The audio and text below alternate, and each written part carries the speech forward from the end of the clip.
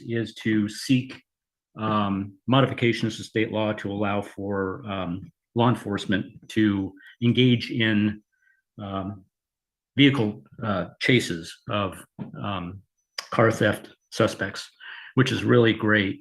I would suggest an enhancement to sentencing. If a stolen vehicle is used in the commission of a crime which results in the death or injury of anyone, the people need to spend more time in jail. And we're seeing this done, vehicles being run into pot shops to gain entry. But anyway, so I just find this curious. I'm not sure why we need to pass this. I guess we need to adopt it because it's state law. But does this give us any additional tool? Is this an additional tool? Do we need this to prosecute vehicle theft suspects? That's all. Attorney Fennell, do you want to provide any context just to answer Mr. Runyon's question real quick?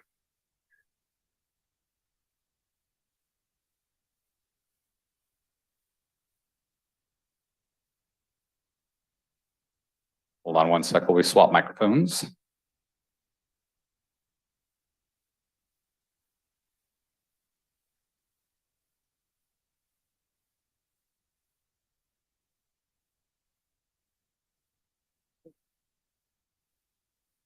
So the adoption of this code is necessary for the municipal prosecution of this crime. We're not able to prosecute it otherwise. It is different than taking a motor vehicle without the owner's permission. It's specific to making or possessing motor vehicle theft tools. And our city prosecutor asked that we adopt it so that he could charge it. So thank you. Are there any other public comments in any one of the consent agenda items? All right, let me just triple check no one else online. All right, seeing and hearing none, I'll go to the council for a motion. Yes, Councilmember Dennehy. Move to approve the consent agenda as presented. Is there a second? I'll second. We have a motion and a second, and I call for the question. Councilmember Chamberlain, Yes. Fry, Yes. Dennehy, Yes. Goodnow, Yes. Mochler, Yes. Younger, Yes. Coughlin. Yes. Motion carries unanimously. This concludes, let's see, the consent agenda. Next on the agenda is public recognition. Excellent. As noted on the agenda, public recognition provides an opportunity for attendees to address the council on any issue not already on tonight's agenda. So if you're here to speak to either the general business items regarding the court or unauthorized camping, please hold your comments until those items come up. Another reminder that it's election season, please refrain from any comments on political campaigns or ballot measures. If you didn't get one, we have a new handout that kind of provides clarification on public recognition and comment process. So for public recognition, the time limit is 3 minutes. And just to note that we won't be entering into a dialogue at this time. The purpose is for you, the public, to inform us, the council, about your views. So we won't, participate if asked to stand or do anything, and we won't have any back and forth dialogue. But if you have factual questions, council or staff can address them after you have finished. With that, I'll open the floor for public recognition, and we'll go ahead and start in the room, and other folks can line up at the podium or raise your hands on Zoom.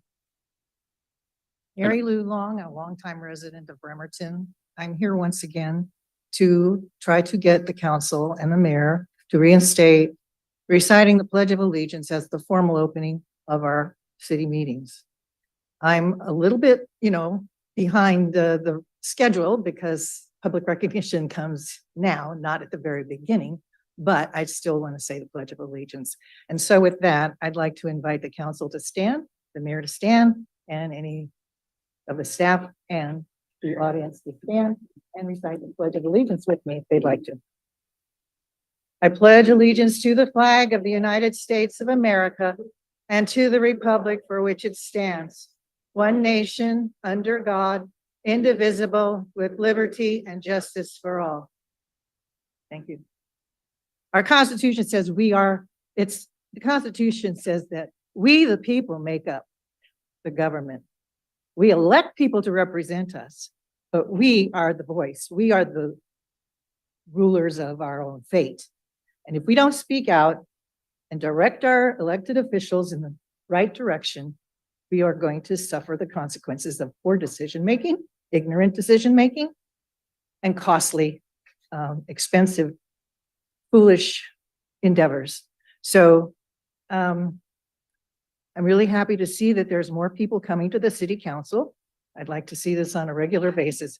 The reason that the flag and the Pledge of Allegiance is so important to me, it reminds me, and it should remind everybody, where we came from, how we got the right to speak our mind and to direct our representatives. And so if we acknowledge the flag and all the attributes that it represents and the Pledge of Allegiance, the values in that Pledge of Allegiance, it's a good role model for our young people. And it also just reminds us of where we came from and what we're all about. Reminds us of the Constitution and all of our rights. The reason that the council, for some of the people that are here that don't know why the council is not saying the Pledge of Allegiance or even giving the full respect of just standing to recognize the flag and the pledge, is that during the COVID, they were holding their Zoom meetings. And so they were in their homes, comfy in their chairs. They never had to get out of their chair. And they decided it was just a waste of time to say it, so they didn't say it. And came to council, and they're here publicly and physically, and they still don't say it. And they have their own personal reasons, but I think that it's very foolish of them. Thank you very much. Okay. Thank you. All right, thank you for your comment. And I forgot to mention, yes, we please request that you state your name for the record. If you live or work in Bremerton, please address your comments to me. And just a note for folks who were wondering last time, the Zoom timer is correct. It does keep track of time. Once in a while, a frame will skip. So it looks like it skips a number. It is keeping track accurately of the 3 minutes. So thank you. And with that, we'll continue in the room. Please go ahead. I am Jane Rebelowski. I've lived in Bremerton for over 25 years. And I respect Ms. Long's position. However, that's not everybody's position. The Pledge of Allegiance was written by a flag salesman to sell more flags. And I believe in my Constitution, and I believe in the Bill of Rights. And I read history, and I'm looking at history in the making. It doesn't make you less an American, but you also have to remember a lot of people don't feel comfortable because there isn't liberty and justice for all. And they added the under God part just during the communist Red Scare. So there's different reasons why people aren't comfortable with the Pledge of Allegiance, and it's not part of our Constitution. It came many years later to celebrate the Columbia exhibition. Thank you.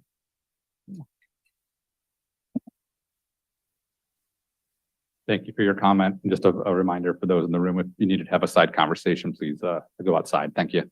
All right. Yes, please continue. I'm Zita Bennett, resident of Bremerton for 41 years. And I oppose the plan to make Bremerton a tourist attraction for celebrating Krampus, currently celebrated on first Friday in December. There is very little information about the mythological character from whom Krampus is modeled, but there is a long history of an evil Krampus character. He had a counterpart in showing a contrast between good and evil. And today, Krampus's costume still looks like that creature from hell. There are tales of Krampus kidnapping and eating naughty children and scaring the hell out of others to deter naughtiness. After all the history that I've learned about Krampus, I cannot agree with those who say that Krampus could teach us about kindness and love. We should beware of deception coming from an evil character like Krampus. But writers, movie makers, and others have creative license to make a fictional character to be anything they want it to be. Sometimes it works, sometimes it works a little, and sometimes it doesn't make sense at all. The Chamber of Commerce is taking an active role in the grand plan to make our city a tourist attraction for Krampus. According to Eric Morley, the producer and organizer of Krampus Not Bremerton, the Chamber of Commerce is helping coordinate the event and propel its longevity as a Bremerton tradition. He went on to write, "It would be great to build an event that mimics those in Austria and anchors our community as Puget Sound's home to Krampus," end quote. As a resident of Bremerton, I oppose this grand plan. However, I do appreciate the organizer's promise to ban any performer who enters a non-participating business. And finally, I want to say that I am aware that my first public comment was perhaps a little confusing for some to comprehend, but I stand by my comment, and I want to correct a statement made to you in the response. You were never told by me that Krampus is the devil. Krampus is fiction. Krampus is not the devil, and Krampus is not love. Thank you. Thank you for your comment. Anyone else for public recognition? Yes. All right, please go ahead. Hello, I'm Erin Hale. I am the Executive Director of the Downtown Bremerton Association. Good evening to all of you. A lot to get through today. It's been a delightfully busy week in downtown Bremerton as we prepare for the holiday season, including Krampus and Santa at Winterfest. We can't start it off without talking about Halloween. We currently have costume donation stations in 12 locations around the area, ready to receive your gently used kids' costumes. On October 14th, we'll share everything we've collected in the Roxy Theater lobby, where any and all children get to pick out their costumes for free. Spark Commons will be handing out bags. Moments in Bremerton will be painting faces, and the Roxy will screen Disney's Coco at 1 p.m. thanks to sponsorship. On October 31st, we'll close the streets from 5 to 7:30 at Pacific and 4th to invite families for one of the largest events of the year, Trick or Treat Street. There'll be cool trucks to touch, a beautifully crafted photo booth, and lots of candy and popcorn from the Roxy. We dearly need costumes, so if you see one, snag it. Think of this as Toys for Tots, but with costumes. We also have posters in English and Spanish, thanks to our friends at Kayak, and we'll be distributing those shortly. Tomorrow, I will be accompanying the former mayor, Lynn Horton, to Seattle to meet with the organizers of Seattle Restored, who have successfully created a movement of art installations and pop-ups in empty spaces. We look forward to learning everything we can from them in hopes that we can replicate the program right here. We're fortunate to work in partnership with the Creative District Pursuits and can't emphasize enough how perfectly the revitalization efforts are with the Main Street DBA's pursuit of Main Street designation. We as a community are incredibly fortunate to have the efforts of the entire Arts Commission, but I'm personally grateful for Lynn Horton's leadership and mentorship. She deserves to have her name dedicated on something somewhere at some point in the near future.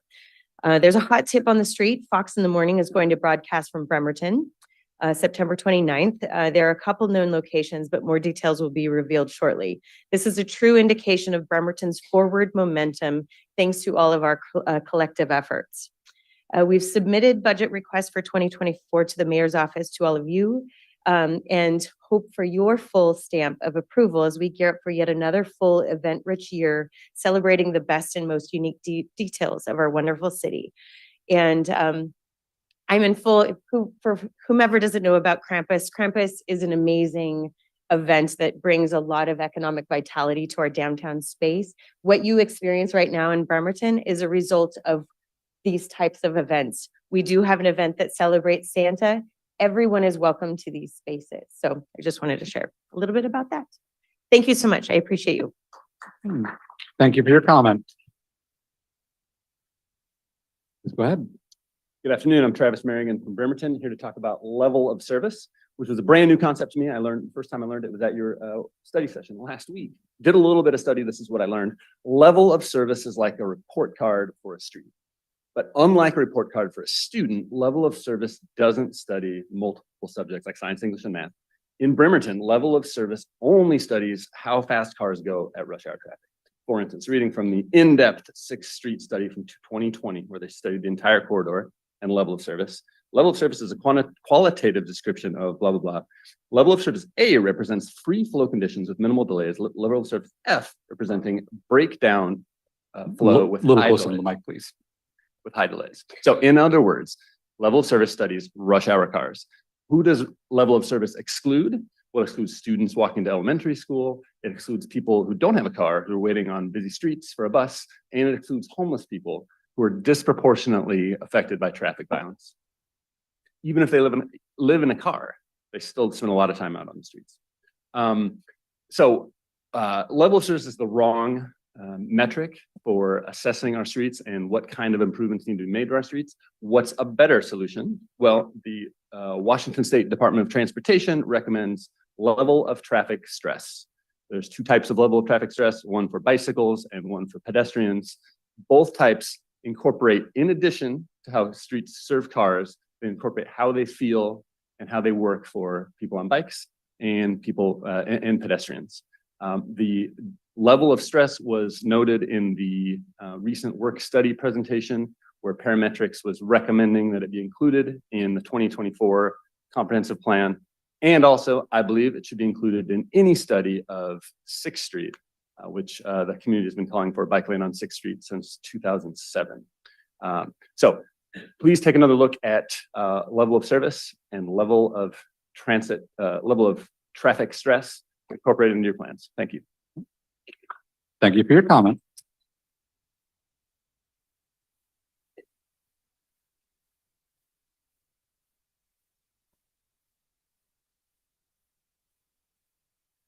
How's that? Perfect. Thank you. Council President Coughlin and Bremerton City Council members. I'm Diane Iverson, resident of Bremerton and an advocate for safer streets for all ages and abilities. I want to thank the City Council for their vote on August 2nd, 2023 for a safer Warren Avenue Bridge. Your leadership has made this happen. The city of Poulsbo, our neighbor to the north, had a ribbon cutting ceremony on June 14th this summer for the Johnson Parkway SR 305 roundabout. This was the biggest construction project led by the city of Poulsbo, $20 million for a roundabout, new and improved roadway, non-motorized tunnel under SR 305, newly constructed shared use path, removal of one fish barrier, wetland restoration, and 7,500 tree seedlings were planted. Why is this relevant to us here in Bremerton? What does the Warren Avenue Bridge have in common with the Johnson Parkway project? A lot. They are both the biggest single comprehensive transportation project that either city has taken the lead. Let me take a moment to share with you how Poulsbo funded the Johnson Parkway project. It was a total of $20 million. $5.3 million came from the Washington legislature under Connect Washington. 2.6 for the tunnel came from Surface Transportation and City and the Transportation Improvement Board. 2.3 million was for culverts from stormwater. 8.5 million for Johnson Parkway from the Surface Transportation, a whole lot of initials, TIB and City REIT and City Utility and City Bond. So what is my ask of you? That the city of Bremerton be comprehensive now in the design and the securing of funds for the bridge and its connectors. That we show the legislature that we are indeed shovel ready. Shovel ready is how you move to the top of the Moving Ahead Washington list for funding. Shovel ready is how Poulsbo was able to get back on the Connect Washington list for funded projects when a freeze was announced in 2020. Our current funding source for the Warren Avenue Bridge includes $25 million from the state legislature through Moving Ahead Washington. At this time, there is just one funding source. Let's show the legislature that we are committed to this project by addressing the connectors now, not later. The council funded a design for the bridge and its connectors, yet the committee has not seen anything on connectors since November 30th of last year.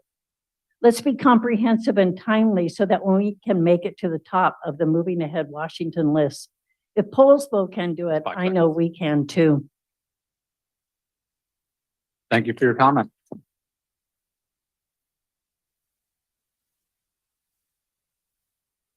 Hello, Kelsey Stedman. I work here in Bremerton, born and raised. I just wanted to let council know that planning is starting for Project Connect. That'll be in early January. As a reminder to folks, this is how we offer services to individuals who may be experiencing homelessness or at risk of homelessness, and it really helps us get what we know is an undercount, but as close as possible to those experiencing homelessness, either literally or technically. So just wanted to let you guys know that homelessness committee is starting to do that planning, and we need volunteers for that. And that it's really important work because we mention the point in time counts often and helps us advocate for funding. So encourage you guys to get involved if you can. Thank you. Thank you for your comment. And if people want to get involved, they can go to the Kids Up Housing and Homelessness Coalition website. Excellent. Thank you. Let's go do a couple online. Let's start with Joanna Hayes. Hello, this is Joanna Hayes, Bremerton resident. I just wanted to speak up today because I've listened to some of the commentary, mostly about whether or not we say the Pledge of Allegiance. And I want to say that it's just as American to not say the Pledge of Allegiance as it is to say it. And that's what our Constitution says. There should be no moralizing about something like that. Performative patriotism helps no one. And there's a lot of different types of people in our country who have had various different experiences with our countries. And that has not been good for a lot of people. And Bremerton should be a place where everyone has a place to do what they want. I mean, culturally, not literally. We should be just as comfortable with having Krampus as with having Santa Claus, who I will remind people also has his own naughty and nice thing. And so that's not just Krampus. And not everyone in this city is a Christian. I happen to be Jewish. There are many beliefs in this country and in this state and in this town. And everyone should be welcome to celebrate how they are, how they traditionally do, without being disrupted by others. Krampus, for example, is not going to go into stores where he is not invited. And that is exactly how it should be. He is going to be where he's invited and in public places. And that should be allowed, regardless of how someone might view Krampus. That is what I wanted to share today. Thank you. Thank you for your comments. Next, we'll go to Roy Runyon. Or did he already speak during our public? He spoke on the consent agenda, but Thank not you public for recognition. clarifying. All good, thank you. Mr. Runyon, please go ahead. Can you hear me? Yes. Well, I alluded to this earlier. I'm concerned about the AWC 2024 legislative agenda. This was published on the AWC homepage September 15th, 2023, and will be adopted on September 27th by the Board of Directors of the Association of Washington Cities. Citizens, the Association of Washington Cities is an extra governmental organization that takes membership fees from Washington cities, which means taxpayer dollars. Some of their goals is actually anti-republic, anti-citizen. Let me give you an example. Some of these things are great. I don't have any problem with, I support, but here's a list of things that the Association of Washington Cities, and by extension, the city of Bremerton, the City.Council, may be in favor of. Public Records Act, explore ways to reduce the impact of abusive public records requests and litigation. So, all of the council members have claimed that they support transparency. If the city of Bremerton, the City Council, supports some modification to the Public Records Act that reduces the ability of citizens to find out what their governments are doing, then that's hypocritical. Then the City Council doesn't really support transparency. And here's a big one, sales tax, or property tax, I should say. There's currently a 1% cap on collections across an entire jurisdiction. The AWC is considering adopting a policy position that would revise the property tax cap to tie it to inflation up to 3%, along with population growth factors. And this goes on to say the current 1% cap has created a structural deficit in the city revenue and expenditure model resulting in a reliance on regressive revenues and artificially restricting the use of property taxes to fund community needs. My question to the City Council and the Council President is, will you be adopting a resolution that formally adopts these policy positions so that the city residents and taxpayers know what you are pushing, and so they can decide if what you are pushing go against the interest of our citizens? Thank you for your comments. Next, we'll go to Jamal.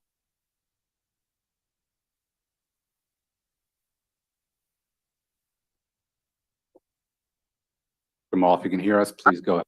And I want to, There we go. I am a teenager, and I want to thank the City Council for keeping the glory hole on Callow open. My underage friends, and I have met some really nice people. Okay, including we're gonna stop that one. That's a prank call. Okay. Yeah. Okay. Again, please keep it related to city business. Yeah, that was not a human being. Okay. Human beings only. All right. Next up, Justin from Washington. Please go ahead, Justin. Hi, my name's Justin Gurley. I live in Manette, born and raised here. To start off with the Pledge of Allegiance, I feel that it's perfectly acceptable that the council does not do this at the beginning. I feel that it's a waste of time that we're going to pay our city council to recite this every single time that they meet is just unacceptable. During speaking times such as this is perfectly acceptable for residents of the city to do that. As far as Krampus as well, you know, we should be inclusive to all things. And if the city residents want to put on something that has to do with Krampus, by all means. And it's been an actual boon for the city. What I would like to ask the council is, once we have solved the camping ordinance, what is going to happen in the future when it comes to our homeless population? Because we need a solution to it, not just shelters. Shelters do not work. They're a Band-Aid. So once we need to start thinking about that now as well. And we should look at eminent domain. We should look at properties that are just vacant lots. I'm just gonna ask you to save comments regarding the camping ordinance for that item of discussion, but if you have anything unrelated to it, please continue. Okay, I felt that it did not have to do with the camping ordinance, as it's looking at a solution to housing, not a solution to the camping ordinance. But I will save my comments. Thank you. Okay, thank you. Thank you so much. Yeah, it's tough interrelated topics, obviously. Christy Lyson, please go ahead. Good evening, Council. I'm just actually commenting on the interaction that happened with the caller previously to the one you just talked to. And I completely understand why you need to keep people from saying vulgar things or having topics discussed that are not appropriate for a city council meeting. However, you are discriminating against people with disabilities when you say only human beings can be the speech that you hear. Many people with disabilities that disrupt their ability to speak use type-in devices that then speak for them, and they record ahead of time their comments, and they use the speech devices to aid in their communication. So I just want to put that out there, that don't make a blanket statement that only humans can interact with the camera. Thank you. Absolutely appreciate it for you pointing that out. And I apologize if anybody does use text to speech to do that. The previous commenter, I think, is a known person who uses, is not someone who is disabled, who those comments are coming from, but absolutely appreciate for the future. Thank you. All right, anybody else for public recognition? All right, seeing and hearing no, one more. All right, and anyone else, please line up at the podium. I'm Mike Simpson. I live in District 6. I'm a fourth generation Bremertonian. And I'm a combat veteran. I spent 22 years in the military fighting for that flag. And I hear the comments, and I spent the time in service defending the ability for folks to make comments that I absolutely disagree with, because it's our right to do that. And I think that the solution to disagreeable speech isn't a blanket stoppage of speech, but it's more speech. That's how you solve that. And it is appropriate for our city council to start the meeting with a little bit of pomp and circumstance. To start with that Pledge of Allegiance that simply reminds our elected officials of their adherence to our Constitution, to our state constitution, and to our federal constitution, and to our city charter that they swear to uphold.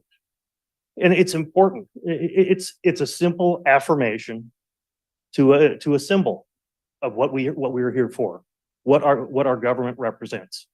And it is important that we do that. I'd also like to add that we should bring back the invocation. And I will remind the council that the invocation is not a religious event. It is simply someone to come in and say nice things about the city. We've had a council member on one occasion do it. Another council member who's not here, who's on the video, who's also done the invocation.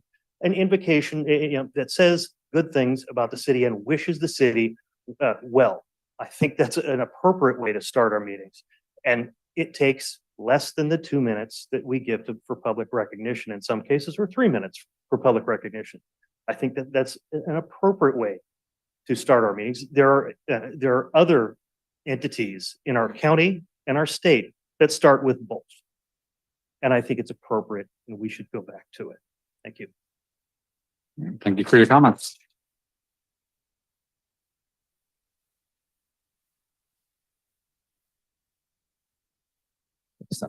Are there any more online?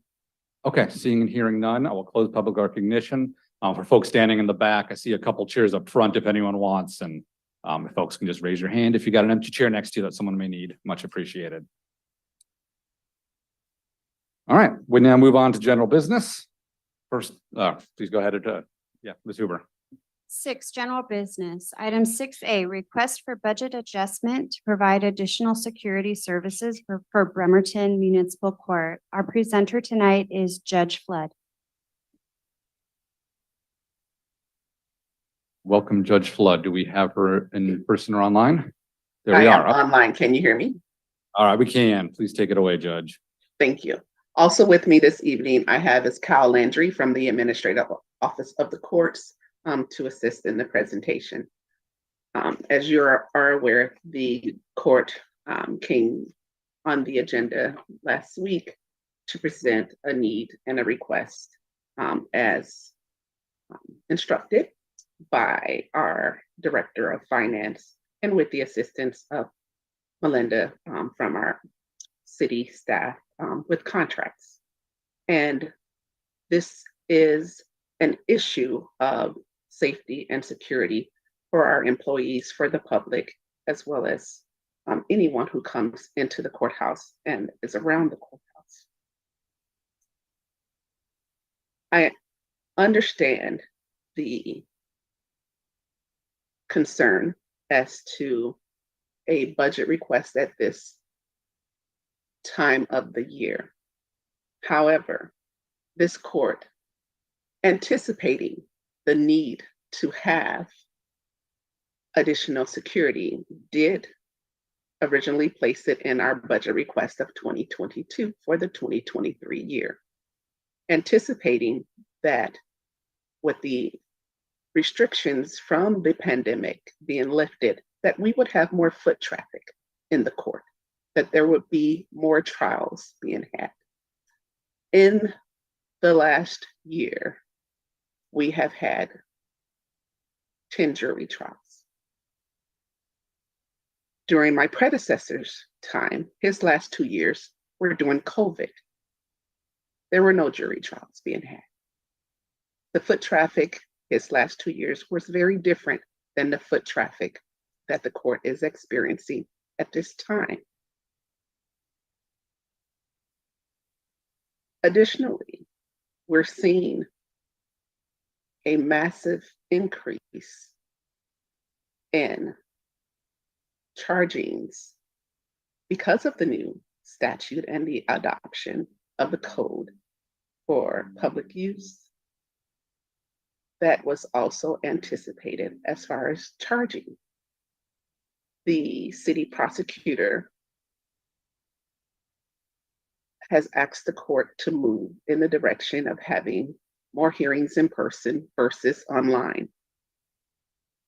So virtual hearings, while they're still happening, the majority of our hearings for our pre-trials, those individuals are coming in person. In addition to the defendants that are coming in, we have our civil infractions that happen on Thursday afternoons. The foot traffic during that time has also increased. The foot traffic from those individuals who are called in to serve as jurors has increased. The change that we see in the city of Bremerton, the homelessness as well as the unhoused that are just a block and a half away, comes through our courts. There's a revolving door that we're seeing. So while it may be looked at as these are misdemeanors, there's nothing to be afraid of. There's threats. There's people using drugs in our court bathrooms. We did institute putting a lock on, but we still can't control what happens in the bathroom. Our Merchant Patrol city contract person was injured just a couple of months ago. He does not have the ability to detain anyone. He is unarmed. Prior to this, the city court was in a relationship with the sheriff's office, where the sheriff's office provided security for us. That retired officer, from my understanding, was also injured by a defendant. So when the court is coming to you today, making the request for the budget item, these things have been considered in conversation and with information received, as well as advice received from our chief of police, who was with me last week when I presented. Our first request was made to the chief, and he indicated that they're short-staffed. He put a call out and asked if there was anyone wanting overtime. No one responded. We got back together and talked about what are our other options. And Seattle's finest was who came highly recommended from our chief. They also provide support for Gig Harbor Municipal Court in the same capacity in which we're asking. So they have the history. They have officers that have come into our court on a limited trial basis and been able to provide the support that the court needs. Our Bremerton Police Department provides transportation to the court for in-person hearings every other Wednesday. It takes 3 officers to provide that transport for those in-person hearings. The court is tasked with making sure everyone who comes in that court, especially our staff, are safe. This court's needs are very different than the previous court's needs. And for that individual to opine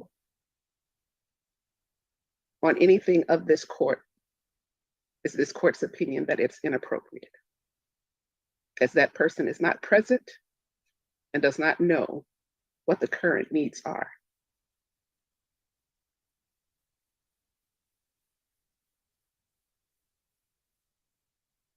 There has been several things that prior to this court asking for things to be documented were not documented. We're required to provide any incident reports to the Office of Administrative of the Courts. Merchant informed this court that the prior administration did not want any of those reports. So any incidents that were prior to my administration and coming in were not being reported to the Office of Administrator of the Courts.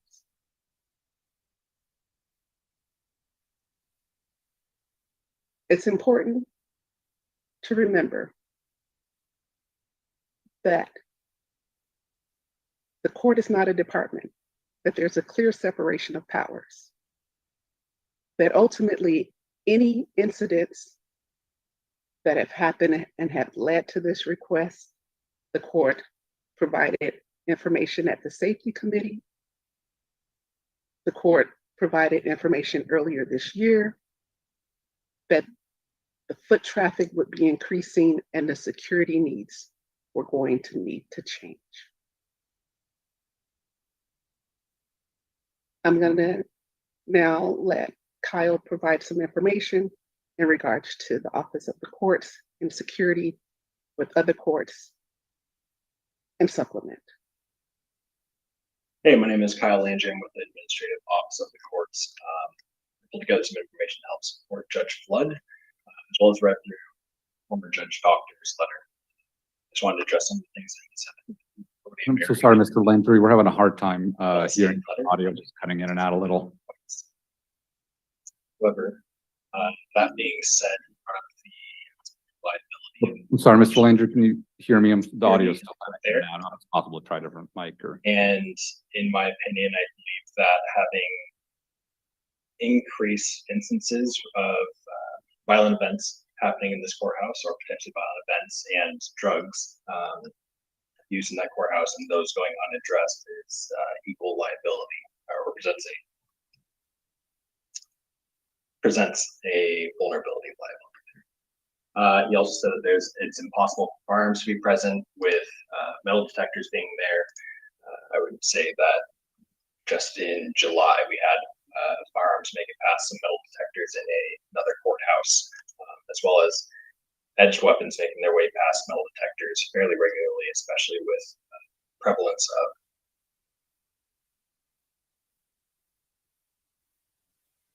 I think we've lost your audio completely now, Mr. Landry. Yeah, if you can hear us, there's no audio at all. Okay.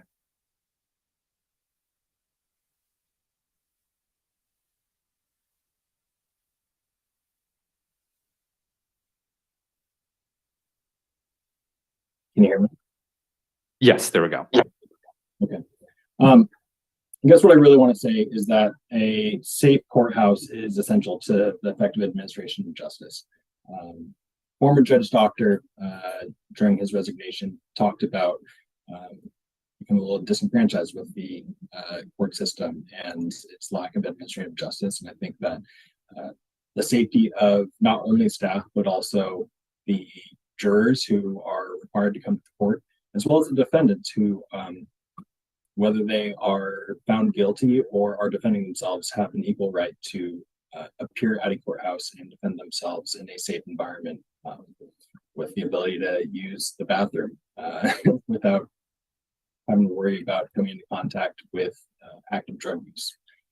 I think that being proactive in increasing security is one of the best measures that can be done. It sounds like they are working with law enforcement there to try to address what they can. And I'm not sure if the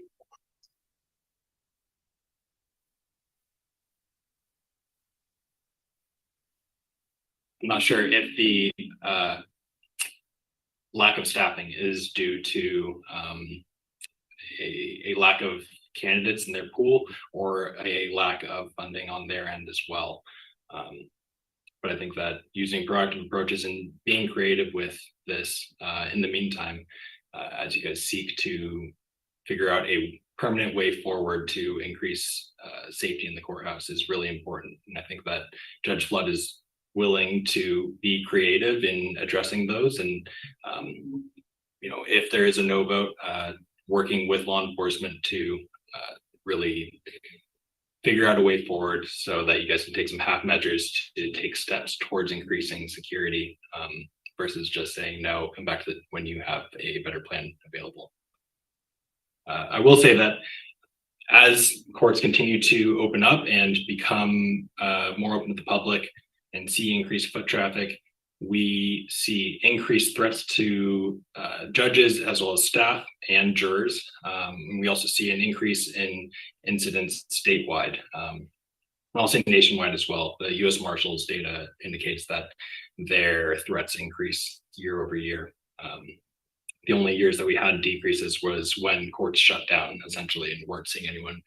And partially that is because there's also nobody there to report the incidents into our system. So with that said, AOC, the Administrative Office of the Courts would absolutely support anything that you guys see fit as far as increasing officer presence, whether that is private security or police or sheriff's deputies within the courthouses and all the courthouses. Great, thank you. Anything else on the presentation, Judge Flood? Yes, I believe excuse me, Melinda is there from the contracts and had some information to provide. There were some questions asked at the last meeting that she did not get to respond to.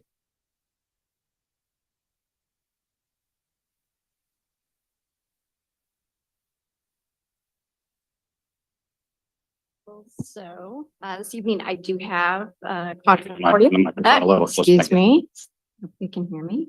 I have sent on a copy of that contract to you, a draft version, and I do have our final version that is ready to go. And I'd be happy to answer any questions regarding that or the procurement process. Excellent, all right, thank you. I'll then ask, does any member of the public wish to comment on this item? Yes, we'll go online to Mr. Runyon. Can you hear me? Yes, please go ahead. Well, a very interesting history. I was a big advocate for maintaining an independent municipal court. The former mayor tried to move away from that and contract with the county. And we also provided a facility. It was very expensive, provided a decent facility for our court to serve our citizens. I'm going to suggest that part of what's happening is there's been a failure of leadership at the legislative level, amongst judges and prosecutors and even city councils, where we're not prosecuting folks that need to be prosecuted. We're not holding people accountable. So there's been a permissive environment, and that has led to the problem. I'm so sorry, Mr. Runyon. Folks, can ask you to please hold applause so that we can hear the individual speaking and give them time. So let's put, I'll give you an extra 20 seconds, Mr. Runyon. Sorry for that interruption. Okay, well, I just want to say, I think there's a permissive atmosphere as far as allowing criminals to do what they want to do without consequences.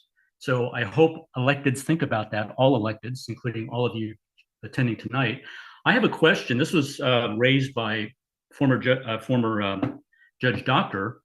He indicated or suggested that the current judge follow the Washington State Courthouse Public Safety Standards.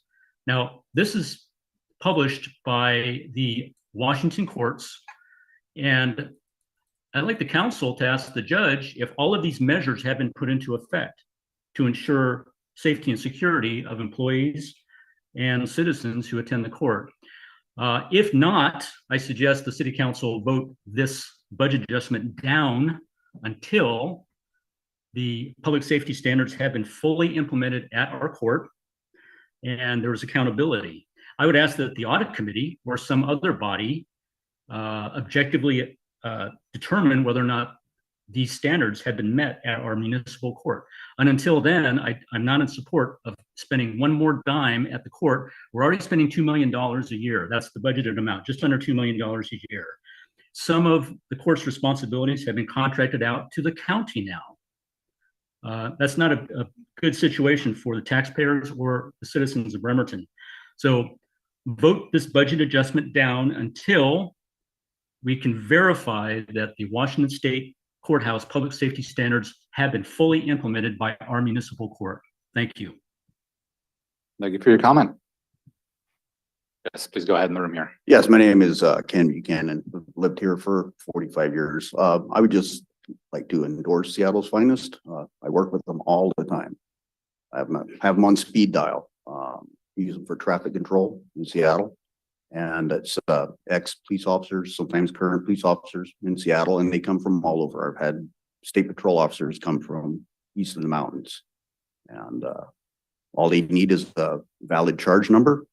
Call them up and they're there like the next day. Whatever time you need them, 24 hours a day, 7 days a week, 365 a year. That's all I have about that. Excellent. Thank you. Anyone else for public comment on this item? All right, seeing here. Oh, one more. All right, please go ahead. Again, I'm Mike Simpson from District 6. When I was on the council, I told you that this was going to happen. We had before us a vote where we were going to take away armed security from the courts, and I hate to say I told you so, but I told you so. And it baffles me that this would even come up as a topic now, because we should have armed security in our courts. We know that people who have a propensity to break laws with weapons. We know that people who break laws don't like to follow the rules, and they end up in court. Bad people do bad things. And it's a point that shouldn't have to be belabored. It shouldn't have to be explained ad infinitum. But we also have to hold our elected officials accountable.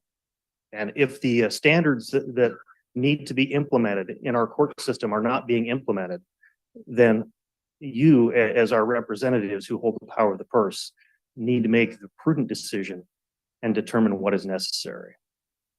If it is prudent that we spend the money, then please do so.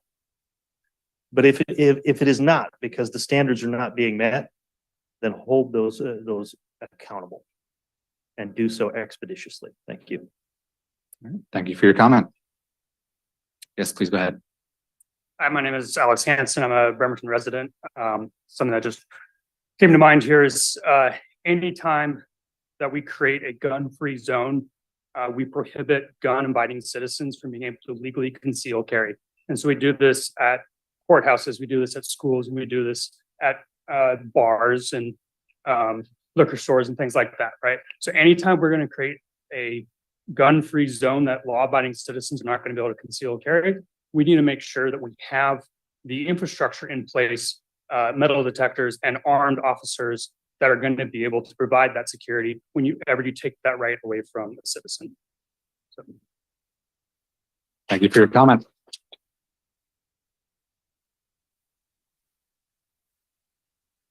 Let's call any more public comment on this item.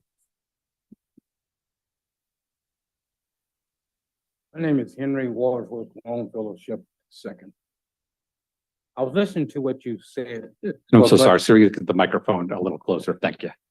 I was listening to what you said about for budget, but somebody asked about a standard that should have already been there when Ms. Flood became administrator.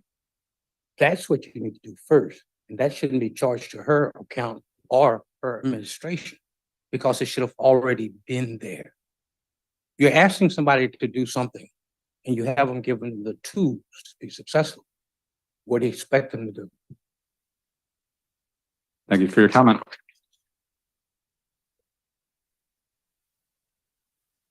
All right, anyone else public comments? Seeing we do have one online. Okay. That was the last item, I believe. Yeah. Justin from Washington, please go ahead. Hi, Justin Washington again. About I having a gun-free zone in our courts. The guns, citizens with good citizens with guns does not help anything. Bringing our own weapons into the court system is not going to help anything or solve the violence in the court system. Having more personnel will help, but let's look at the standards that the previous person was talking about. That's all. Thank you. Thank you for your comment. All right, seeing and hearing no more public comment, I'll go to the council for a motion. Sorry. Yeah, point of order. Oh, I'm so thank you, Councilmember Good now. Guess there's one online here. Oh, Mr. Landry, yes, did you have something to add? Yes, as the current staff person for the BJA Court Security Committee, I would just say that the standards they do work. You're supposed to be working on all of the standards simultaneously. One of those is court security officers there for entry screening, as well as really following the National Center for State Courts guidelines, which basically the fundamental is court security committee policies and procedures, threat and incident reporting, security training. Directly after that, it launches into court security officers as being a critical next step. So that is essentially category B, directly after your court security committee, and everything else is court security officers. Okay, thank you. And President, before one final comment is this court has brought in Point of order. a Yes, please take your point. I don't believe that you're a member of the public in this instance, right? This is a presenter and your presentation is over, Judge Flood. Points well I taken. never said that I wasn't finished. All right, hold on, points well taken. I agree. I'm going to rule that we'll go back to the citizenry for public comment. If there's no more, we'll go to the council for a motion. All right, seeing and hearing no more public comment, I'll go to the council for a motion. Councilmember Chamberlain. Thank you. And I'd like to check in with the parliamentarian. I have an alternative motion to make, which is that we table this budget adjustment to provide additional security services to Bremerton Municipal Court so that we can further investigate it and explore it at our next study session on September 27th. So how is that how So should I you would break like that? to postpone it to a time Postpone, not certain. table. Yes. So I make a motion to postpone. So we would need the main motion Okay. first. And then from there, we would have a postponing motion. Okay. So I Okay, move to postpone a So- budget adjustment. I believe we need a main motion We would first, so have- I can go to another council member Okay, for the main thank motion. you. Yes. Okay. Thank you. Let's go, Councilmember Fry. I move to approve a budget adjustment to the Bremerton Municipal Court 2023 budget for the purpose of providing additional security services in the amount of $60,000 from existing reserves. Second. All right, we have a motion and a second. We're open for discussion. Councilmember Fry, the floor is yours if you wish. I'd like to defer to Councilmember Chamberlain.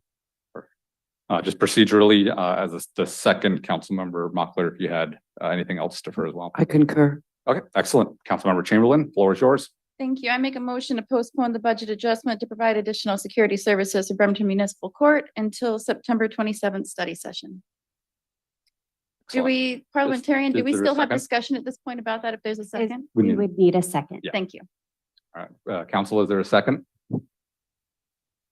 I will go ahead and second that myself. Please, the floor is yours to talk about postponing the vote. Thank you, Judge Flood. And what you know, because I've been a member of the Public Safety Committee, and even at the last study session, I've supported your request for additional security. So, oh, is she still there? Oh, she's not on camera. That's okay. So I wanted to just kind of check in on the budget. So I guess there's a world in which Mike Simpson, Roy Running, and I agree, because I too am curious about if a security standard has been met. And let me just kind of go back. I know that this language for the GR 36 asks, it says it's a recommendation, and not every court is required to do this. but I'd like to know a little bit more about your decision-making body that determines your security plan for the courts.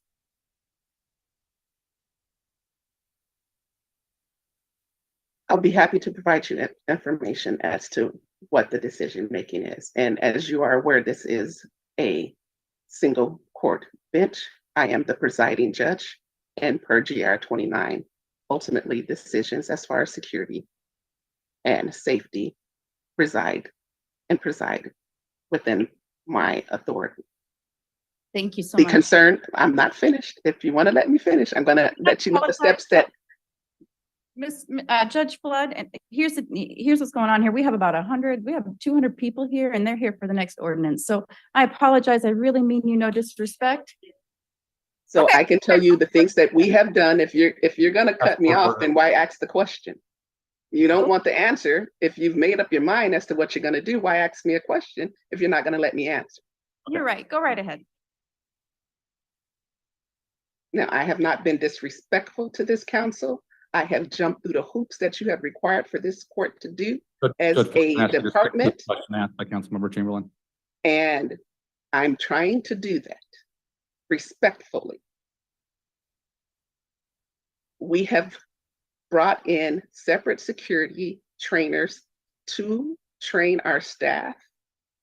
Melinda attended that training where it was personal safety. And so my consultation based on what I have available to me has allowed for that personal training and safety to take place, as well as trying to put together a committee with that separate safety and security company. They have a part 2 of that training, which they would like to provide to us. And with the things that have taken place as far as the requirements that are set out, the court has taken active steps to do that plan. Thank you very much. I just want some clarification on, so you did ask for additional funding for a bailiff, and I think I need a little bit of clarification about what the bailiff does as opposed to merchant patrol services, because currently I believe you have more FTE for security type services than Judge Doctor did in his previous term. But maybe I have a misunderstanding about what the role of the bailiff actually is. So I would That is correct. The role of the bailiff is not a security person. We are not equipped in this county with bailiffs that operate the way that they do in bigger counties like King County. So a bailiff, it would not be security. A bailiff would work directly with the people who are coming in for potential jury duty. So they work directly with the jurors, just as they do in the county. So the same position of bailiff on call is what the county uses. And that's an on-call position specifically for days of trials. Only. Thank you. That is the only time. And that position is posted now, correct? It Or should be, it's going to be posted. They had to get more information as far as the job description to make sure it met the requirements as to what the city of Bremerton has versus the Kitsap County. We tried to get that person through Kitsap County. Perfect, thank you. I'm doing my due diligence, and I have gone online and looked up Seattle's Finest, and they do have great recommendations. I think the only negative thing I read about them was that they're super expensive and that they've run up a lot of bills over at Seattle Light and Seattle other divisions. So there was a little bit of a controversy about that, but nothing to say that this group is not a wonderful group, and Mr. Buchanan also endorsed them. So I am just curious though, I just want to make sure, do my due diligence. Have we checked in with our local police union and actually received any kind of confirmation that the police union is okay with us seeking outside services from other off-duty and retired police officers? As I indicated before, the chief presented with me last week. I checked in with the chief on several occasions. He continues to advise the court. He's a part of my advisory panel and where I go to seek advice when there are issues that come up regarding security. And he has indicated that he has checked in based on his saying that his officers aren't available. He did put it out to his officers first, And because there was no response from the Bremerton Police Department, the next step was Seattle's finest. Thank you. So I guess I would feel more comfortable if I had a representative from the police union that actually validated that. Not that I don't trust your word or Chief Wolf's word, but it's something that I feel is important to honor our police union. So that's another reason why I think we need some more investigation. Another thing is, and I did get an email today. We really did get a comprehensive list from Merchant Patrol Services of the trainings that they participated in. And I wasn't able to get as much of a comprehensive list from Seattle's finest. I think that my hope is for Seattle's finest is that they can come in and police in the same way that Bremerton does, at least, and that they have the same training as our Bremerton Police Department. I don't know that I have that I feel comfortable enough to know that they have the same training as our police department does. And so I would love some time to just explore that. I understand that that everybody is, it's said that everybody on Seattle's finest is a retired or off-duty police officer.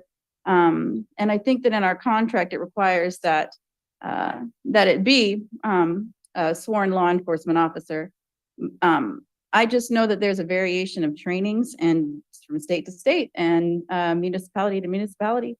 I guess I just would love some more information on if their training is as comprehensive or better, honestly, than our Merchant Patrol Services. And I'm also curious, I guess I did a little bit of research. I mean, this is $90 an hour, and I guess it's hard to put a price on safety and feeling, the feeling of safety, which a lot of our folks here are here because of, right? But at the same time, I'm just wondering if the need is actually there. It does seem that there is some increase in crime, but I don't know that the crime that was listed was that you talked about before was somebody was running from the courtroom, which I mean, that's not really something where you would need to use a weapon. You just let them run and then they get picked up because they have a warrant, right? And then a broken window, which was done later. And I just, can you help me understand the need for an armed officer to be there for 4 to 8 hours a day, 3.5 days a week, as opposed to an additional Merchant Patrol Service service professional? Just if you could just help me out with that one, because let me just tell you what I learned. What I learned is the Port Orchard Courthouse does not have armed guards in their courtroom. They do, when they're bringing somebody over, like you mentioned, and it's 3 officers for 5 inmates, I believe, and 2 officers for anything less, in the Bremerton Police Department, at least. But the Port Orchard, and the same thing, if they're bringing folks in from the jails, they have armed, police, sheriff's department, here, police department. In the Tacoma County Clerk D verified with me, her name is D, she's not Clerk D, but she verified with me that at the they do Superior District and municipal cases, and they don't have any armed security inside any of their courtrooms either. And when I talked to the King County, I talked to somebody in King County Security as the securities director, Paul, I'm gonna butcher his name, Menelopoulos. He wanted to make sure that we have distress alarms, and he also validated that having a security officer, an armed security officer, is better than, for safety. But he did acknowledge that it's cost prohibitive to have one in every courtroom. So I'd like to know why fiscally it's necessary to have an armed officer in the courtroom as opposed to an additional Merchant Patrol Services professional. So first, I'll say that the majority of our courthouses around the state, county-wise, are provided security by the sheriff's office. I indicated that prior to COVID, I believe, there had been a contract with the sheriff's office. Since Merchant Patrol's contract excludes them and precludes them from doing any detaining, that's an issue. Merchant Patrol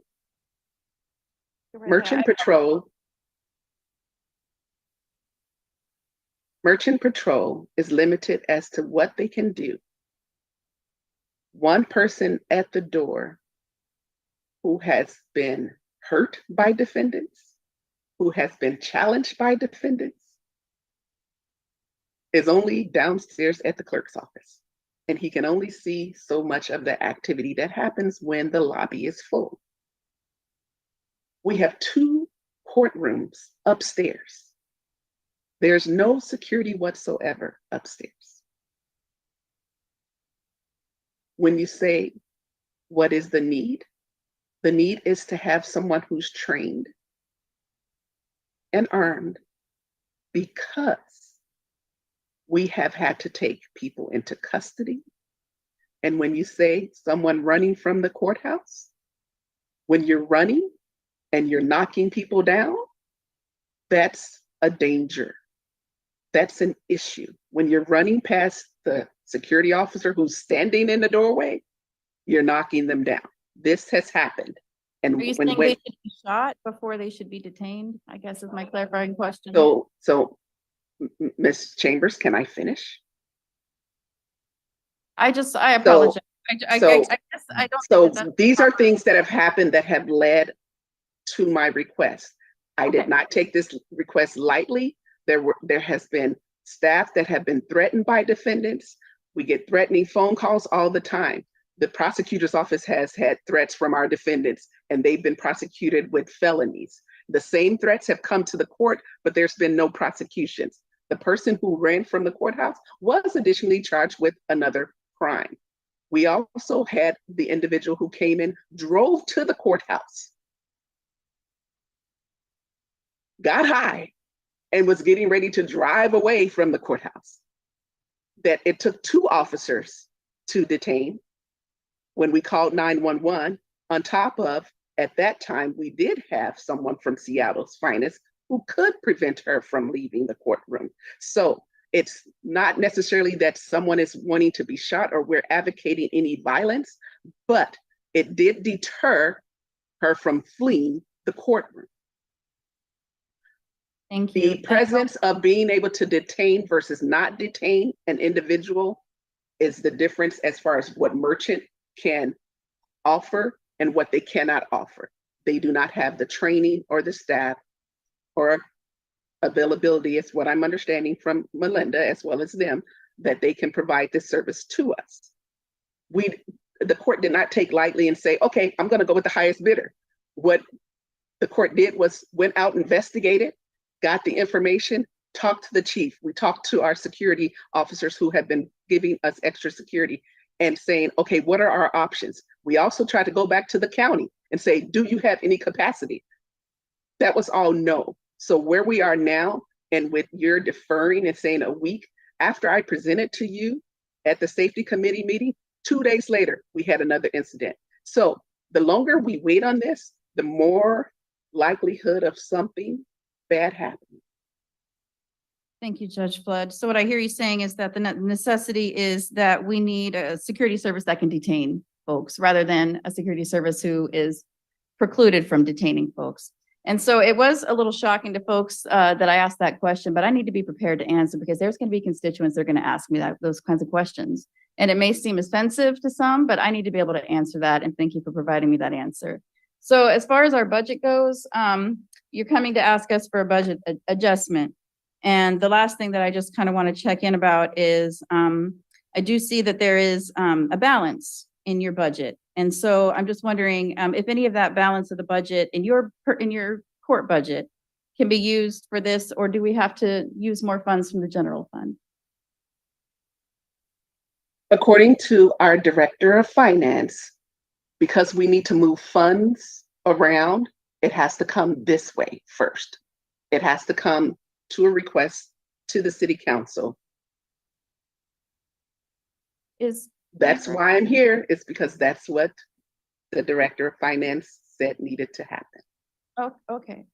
So, Mr. Riley, do we have, is there no capacity in her budget? I mean, I see we're over, I have the budget here. I see we're over in computer related items. I see by 4,000, I see that, almost 14,000 was spent on training when the budget was only 9,000. I see some overages in some other areas, but I do see that there is a fund balance. There's some areas that are underspent. And so I'd love to see if we can use the court's capacity to save the taxpayer dollars on the general fund. Yeah, so I can answer quickly. So within the professional services budget for supply, service, and taxes is about a $36,000 fund balance remaining to carry out through the rest of the year. I met with the judge to discuss if there was any specific line items within that budget that the judge thought they'd be able to reduce, and our analysis and the judge's analysis doesn't look like there is. On average per month, I think the court expenditures are around 28 to 30,000 per month. So existing resources within that category, we don't believe there's room within those. Now, analyzing the overall personnel budget, I believe at year end there will be some personnel savings that the council has to take action to do a budget adjustment to move those funds from personnel into another category. That potentially could be where these funds could come from, and not just fund balance from the general fund. But tonight, what's being asked is an increase to increase the court's budget that will have an impact to the general fund until year end we settle up where we land with our personnel budget and the overall budget. Thank you. And I just want to check in on just a couple things. I know that our merchant patrol services. We're getting short on time. Can I do one? Yeah, you got it. And it's time to turn it over to y'all. How are we doing on encumbered funds? Has merchant patrol services, are they doing okay on receiving payment? Are there any encumbered funds that aren't on this sheet? Yeah, I know we do have talking with our finance staff. I know we have there's a couple outstanding payments to merchant patrol, so that's not within the documents that were sent over to you, but they are that contract's been encumbered for the year, so those dollars are there, but we have not made those payments. I think there's 2 outstanding at that. I think as of today, so that's not reflected in the documents that you have. So there's unpaid bills out there that are 2 or 3 months behind, is what I'm hearing, and that Correct. they need to be. I would, and council, I'm going to go ahead and turn it over. But another point is, I would love to make sure that that our books are balanced in all departments, and before we start a relationship with a new company.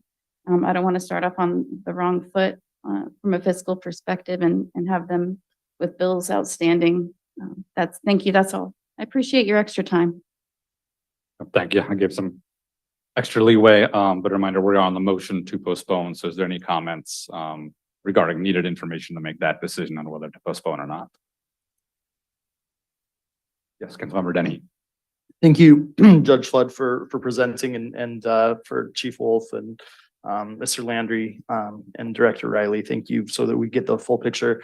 I think there's some hesitation that's coming around budget. I think that's to be discussed around the budget cycle.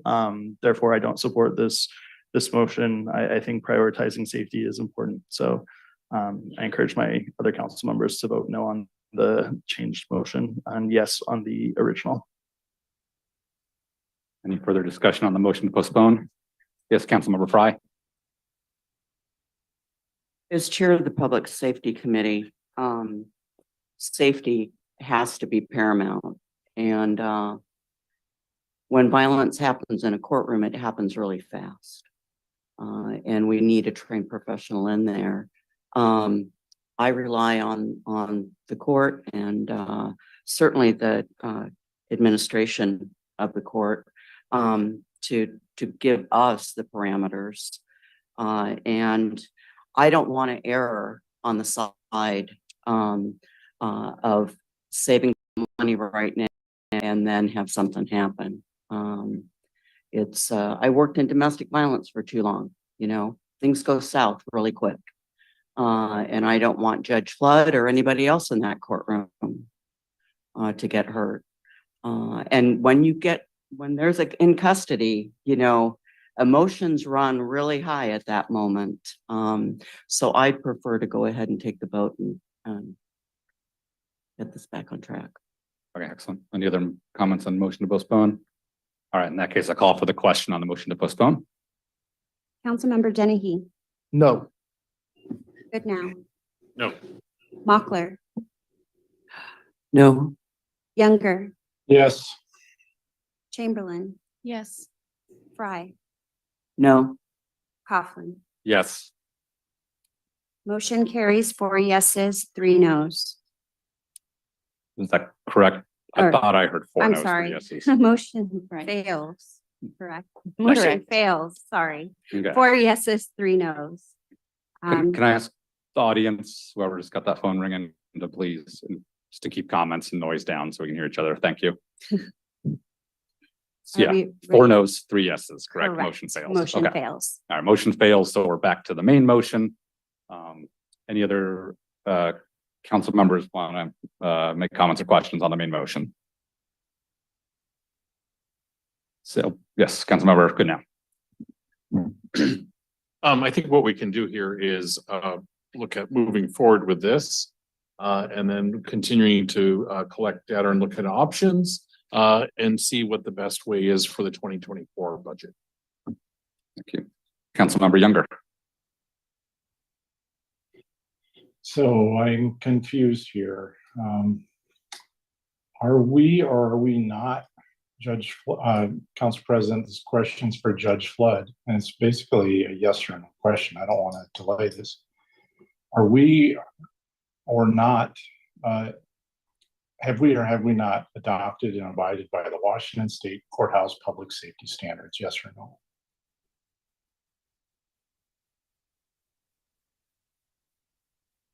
I can't answer that question. I can only tell you what we've done. And I've done that. So if you want a yes or no, I don't have a yes or no for you. Then the other question, I'd like to compare ourselves with our peers. I think Councilmember Chamberlain mentioned that Port Orchard does not have armed security guards.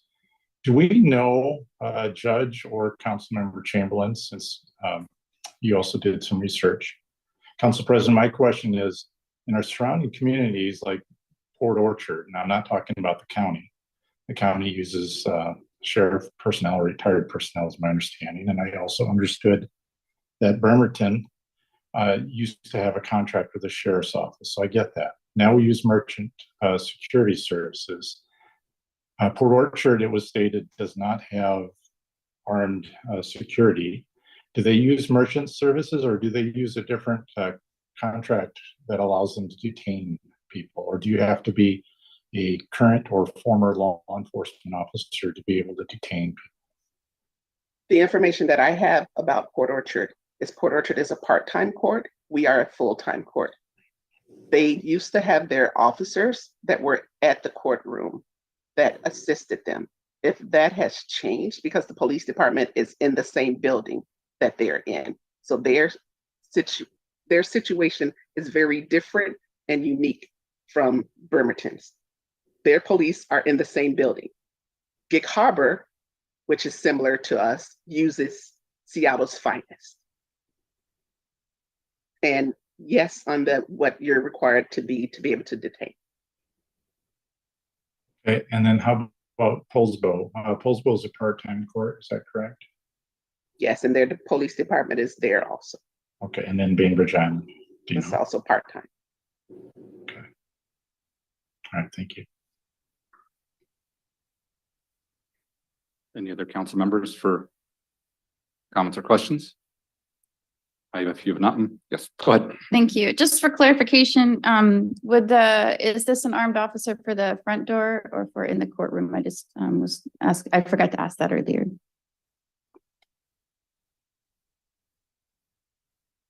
I believe that question was to you, Judge I'm Flood. sorry, Judge Flood, was this what was your question? Yes, ma'am. Was that officer, the proposed officer from Seattle's finest, was it for security for the door or for security in the courtroom? Because I think we do have a contract with Merchant Patrol Services, but so the Merchant Patrol Services is they have been doing the wanting, because we do not have screening. We do not have a screening machine like other courts to screen items that come in. We only have a wand. So we're limited in that capacity too. But the Seattle's Finest would be able to roam and be able to be at the court with upstairs with the 2 courtrooms when hearings are going on. Got it. Thank you for that clarification. And I think that's it for now. Thank you. I have a few questions myself, 2 for Attorney Finnell. Is the level of trials and cases of the municipal court higher now than, say, in 2019 pre-COVID? At least as the prosecutor's office has brought forward. I would have to check. I don't know off the top of my head. It's obviously more than it was during COVID because we didn't have any. So I don't know. I don't know the number of trials compared to 2019. Okay. And then second question for you, responding to the public comment we received, is the city liability increased by having an armed guard present at the courthouse? I checked with our insurance company and it would not have an impact to our I guess our rate by having that change. If that is the question, does it pose greater liability? I think that the comment that was received talked about some scenarios where a gun could be removed from, someone or something like that. Certainly this particular issue, I would say we could cut both ways. Okay. Gotcha. I.e., if an incident occurred where an armed guard was needed and we didn't have it, the city could be liable. If an incident happened because an armed guard was there and a gun was in the courtroom, we could be liable. City can get sued pretty much anytime. And it's equal. Correct. All right. One doesn't necessarily outweigh the other in your opinion. Okay. And just two last questions for Chief Wolf, if you don't mind coming forward. Thank you, sir. I'll start asking it while you get up here. To your knowledge, is the level of incidents that might require an armed guard increased in the past year or two compared to, say, 2018 and 2019 pre-COVID? I don't think I'm qualified to speak at the court specifically. I'll defer to Judge Flood for that. But overall, our crime rates and violent crime is up. Okay. And perfect. Councilman, something that got lost in translation also is, and I think Kyle might be the guy to speak to this, is for a courtroom to have security, one of the standards is if there's a jury sitting there and one of my officers was assaulted by someone and you're trying that person and the person protecting that jury is in the same uniform as the person testifying, that's problematic. So you don't want your security to match the law enforcement. So you need a separation from executive and judiciary in that respect. And that's been a trend throughout law enforcement, I believe, in providing these services. So that's another consideration as to why you wouldn't use your current law enforcement. Okay. And I believe county does the same thing. The people in the courtrooms are not in a sheriff's uniform. Appreciate that distinction. And then I'm going to just asking you as a law enforcement expert, have there been any incidents at the court in the past year or two that you believe would have required an armed guard? Or would have been better served if an armed guard existed? Off the top of my head, I believe we've had a couple incidents where if we had an officer on scene, it would have put a stop to violence quickly. Okay, thank you. Cool, that's all my questions. Thank you, sir. I do want to note that this item came to us the evening right before our last study session. So if the public is hearing kind of a lot of uncertain questions, that's why. Council kind of got this much later than our standard process. I'm definitely concerned by hearing some of these budget numbers that have come up as a result of this item. I think that's absolutely to be looked at in budget season, because we do have to be good stewards of the taxpayers' money and make sure it's being spent effectively. And if indeed, security first, absolutely. But if that means that with limited funds as a city, other services need to be cut back, and that's something I think we're going to look at in budget season. Excellent. But that said, I'd rather err on the side of caution and having security after hearing from Chief Wolf and Attorney Finnell. So thank you. All right. Seeing no other questions or comments, I call for the question on the main motion. Councilmember Frye, Yes. Dennehy, Yes. Goodnow, Yes. Mochler, Yes. Younger, Yes. Chamberlain, Yes. Coughlin. Yes. Motion carries unanimously. Our final item on the agenda. Item 6B, ordinance number 5482 to update BMC chapter 9.32 entitled Unauthorized Camping. We have here City Attorney Finnell. Perfect. Thank you. And Attorney Finnell, after your presentation, I think let's take a 5-minute recess before we take public comment on this item, but please go ahead with the presentation. Thank you. Thank you.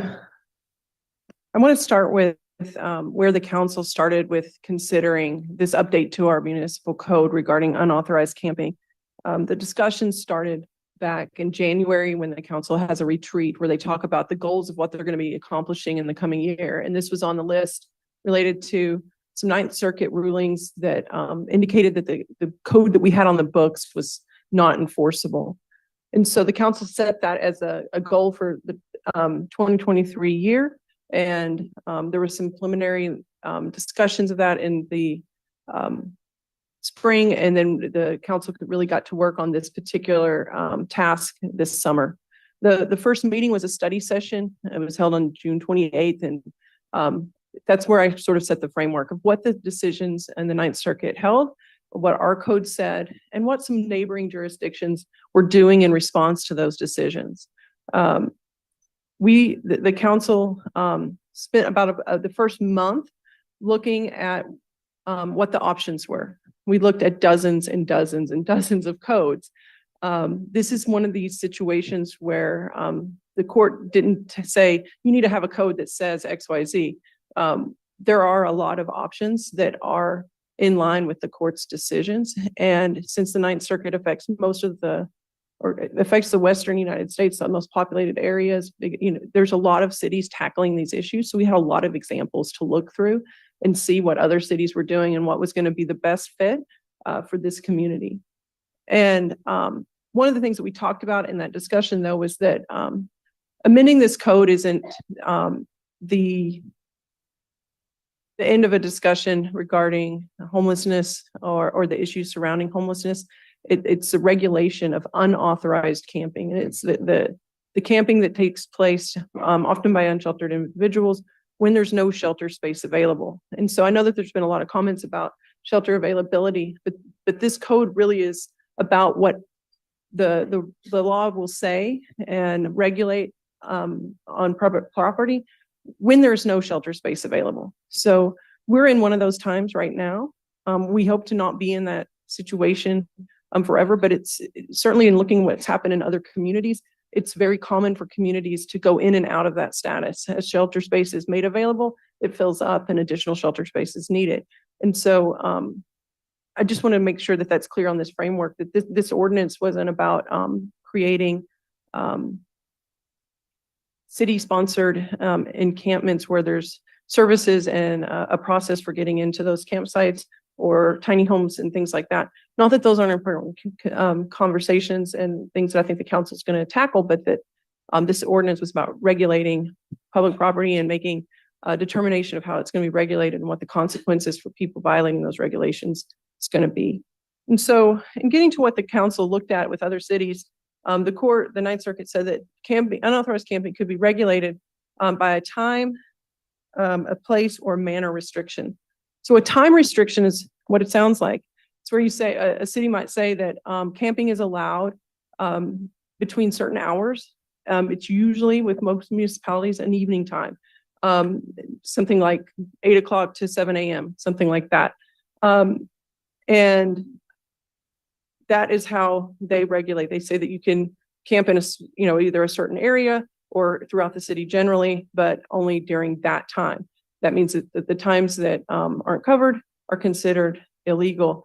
And people would face whatever penalties under that ordinance for camping during the time when it's not allowed. There's also place restrictions. Those are where cities have said no camping within so many feet of community centers, schools, shelters, environmentally sensitive areas, things like that. So some cities have designated that this activity is incompatible with certain uses, and that it's not going to be allowed in those areas anytime, regardless of shelter space availability. And then there's also manner restrictions, and that's when the cities restrict what camping looks like. The Ninth Circuit cases did talk about that some. Grants Pass had limited everything. They made it actually illegal to even have like a blanket, and the court thought that that was cruel and unusual punishment, and held that rudimentary protection from the elements was necessary to avoid violating constitutional rights. So some cities have regulated how large a particular tent could be, or whether there could be a fire used, or things like that. So all of these options and all of these different and combinations of them are what the council looked through throughout the summer, and determining how best to craft the ordinance for the city of Bremerton. The council early on decided to get away from time-based restrictions. Some of the concerns that were shared were that forcing people to pack up and relocate on basically every day was unfair, and the council did not want to go in that direction. And so the time-based restrictions were pretty early on abandoned. This council really did start to focus then on place restrictions. Concerns were people camping in the right of way. That's the area in front of your home. It's the area in front of your business. It's often between your sidewalk and your house, or between the sidewalk and the curb. Those are places where people sometimes camp when they don't have anywhere else to go.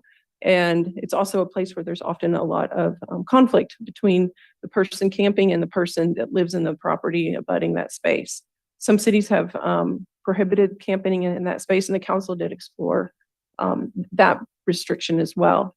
So as the council continued this work, discussed prohibitions on parks and the right-of-way areas in front of people's homes and around certain city buildings. The thing you can't do is sit there and list everything until you've essentially listed every type of city property, and kind of done another way of saying everywhere. And so where the council is now, and the ordinance that's before you to the council tonight, is in line with what Paulsbo and Port Orchard have also passed.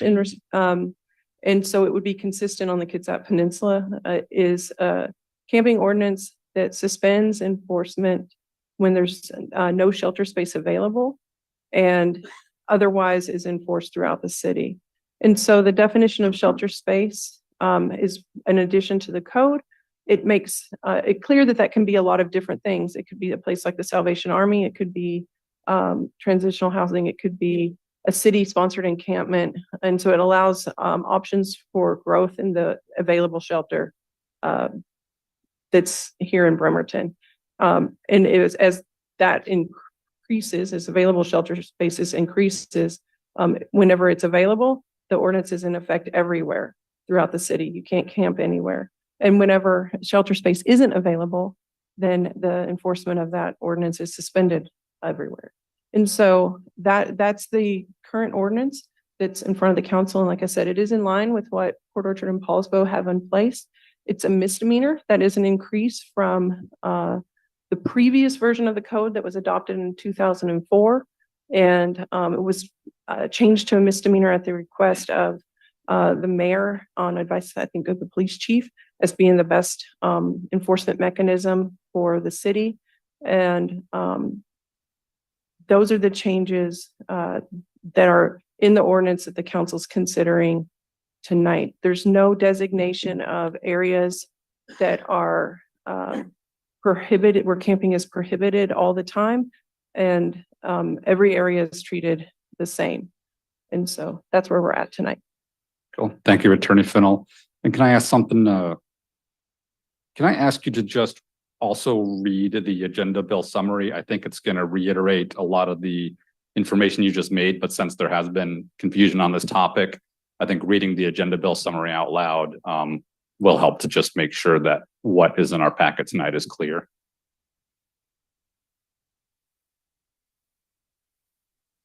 Sure. The new draft ordinance has the following updates to the BMC chapter 9.32 compared to the 2004 version. Is that what you're talking about, Council President? Yeah, if Okay. you wanted to start at the top, but either way. Oh. It adds a clause that enforcement of the unauthorized camping ordinance is suspended when there's no shelter space available. And that's the necessary clause for compliance with Ninth Circuit case law. There is no map or list of areas. There's no differentiation between areas that are enforced at all times versus those that are only enforced when there's no shelter space available. Enforcement is either citywide or suspended when there's no shelter space available. Also, an addition that was added, and I didn't mention this earlier, a previous draft that the council had considered did not have language in it that our neighbors to the north and south have regarding when shelter space is considered available. It was added that if a person does actions that are voluntary actions that make the shelter unavailable, like violating shelter rules and that kind of thing, then it is still considered available for purposes of enforcement of the code. So going on, it also provides a definition of available shelter space that includes private, public shelter, transitional housing, or a permitted outdoor encampment located either in the city or in Kitsap County if free transportation is available. You might have heard that there's a shelter going to be opening up in Port Orchard in the near future. This ordinance makes that considered available if transportation is available. Shelter is not considered available if there's discrimination against that person as an individual or family based on sex, familial or marital status, religious beliefs, disability, or length of stay restrictions. But as I said, it is considered available if a person is unable to utilize that particular shelter due to voluntary actions such as intoxication, drug use, assaultive behavior, or violation of shelter rules. And like I said, there was an update to the penalty provision. It is a crime. The previous version had a escalating infraction scheme where there were three requirement that there be three committed infractions. That meant that it had to go to court and be found committed before the fourth contact would be an arrestable offense. And it now goes straight to a misdemeanor. I do note that there are other sections of the Bremerton Municipal Code unrelated to this ordinance that are still in place, even if this particular ordinance is suspended. What that means basically is just because there's no shelter space available, other laws still continue to apply. An example of that is like our watershed. That area is not open to the public. People can't go hike there or anything. It's closed to the public. And so if you're camping there, you're still violating that trespass provision. And so there's that. Our parks actually operate on a time-based restriction already. And that's just by function of our park code. And it's been like that, I think, since the 50s, actually, that parks are closed after dark and it's unlawful to be there. So those kind of restrictions would still be in place. But the suspension of the particular code, unauthorized camping, would be suspended if there's no shelter space available. Perfect. Thank you so much, Attorney Fennell. And Hans, can I ask you, as we take a 5-minute recess here, to see if you can pull up the packet and display that agenda bill summary that Attorney Fennell just read, just so folks can read it if they have any questions during the break. And that's page 43 of the packet. All right, thank you. And with that, we'll take a let's make it a 6-minute recess. We'll reconvene at 7:32. All right. 7:33. Recording stopped.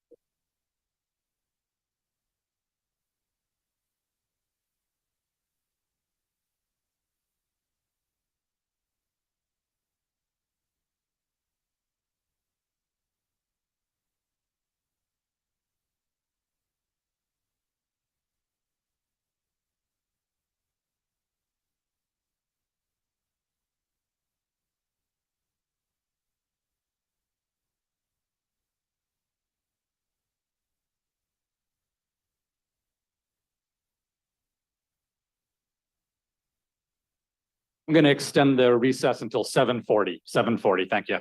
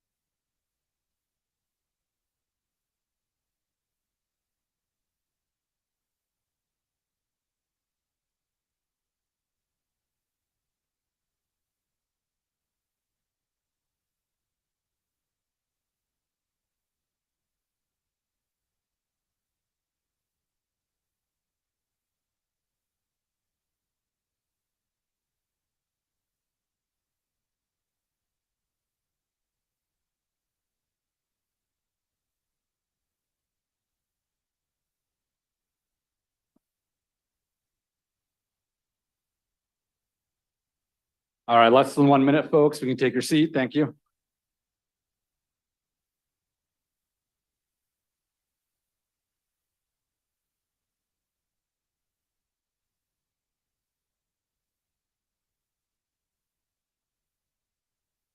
All right, we're going to resume in just about 30 seconds. You can take your seat, please.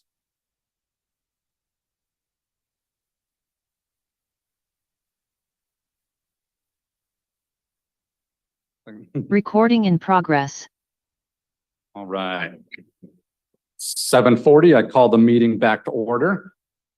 Before we go to public comment on this item, I just want to say for a third time, in case it wasn't clear, the current draft ordinance before council tonight does not have any designated areas. There is no designated camping spots. There is no map. I just want to make sure that's clear, and if the agenda bill is up there for the third time. All right. With that, we will open public comment on this issue. Let me see a show of hands of folks that want to give public comment on this item so I can gauge. Okay.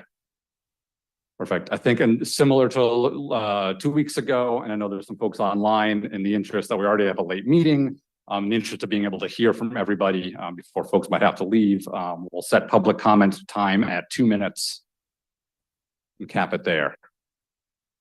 But with that, as before, if you have public comment on this item, please line up at the podium or raise your hand on Zoom. And again, a reminder to please state your name for the meeting minutes. Thank you.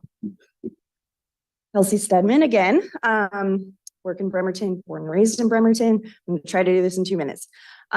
So I am requesting to delay the vote. The current draft ordinance would not be enforceable until Salvation Army opens. We're hoping for November 1st, but there's no contract in place. People can't get hired and trained until that happens. So it's really short deadline. And then I felt like this was too similar for general business, but I'm just also requesting that next order of business for council be to consider dedicated funding towards these services for unhoused and increasing affordable housing. Of the $222 million budget, $103,000 was dedicated to affordable housing for weatherization. That's not enough. Housing and Homelessness Division repeatedly says that homelessness is a housing issue. I'm so excited that there's shelter opportunities, but we need services attached to them, which I know is in the proposal. But Kitsap Rescue Mission has gotten 60 people stably housed. Salvation Army got tens upon tens of people housed when they are open 24/7. And the average person in the point in time count made $587 that was requesting services, and the average rent is $1,223. So in addition to shelter, I just want to really reiterate that we need things attached to get them out. We have people here to speak tonight who are on every single housing wait list for seniors. We have a family out there. CPS has been involved. BPD has been involved. They're on the wait list for the shelter. There's no services for them. There's no housing vouchers. They are out there because there's nowhere to go, not because they want to be. And so I just want to say that please consider adding additional funding for services. Rock the Block is tired. We're all volunteers. We're broke. Every dollar we get in donations goes to those porta potties that have not been lit on fire, have not broken any machinery from sharps, have not been vandalized. And so that number of 14 has gone up to 16 that we've gotten off. Thank you for your comments.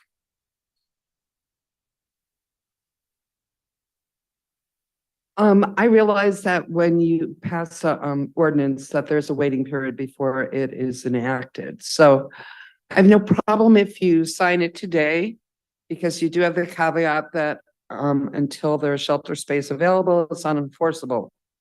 However, the city, I know you've already allocated $10,000 to the mayor's office to get portable toilets.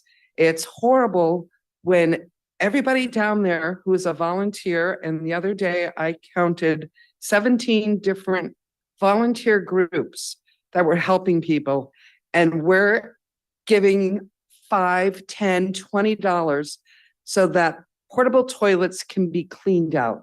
And that money needs to go to actually what council said.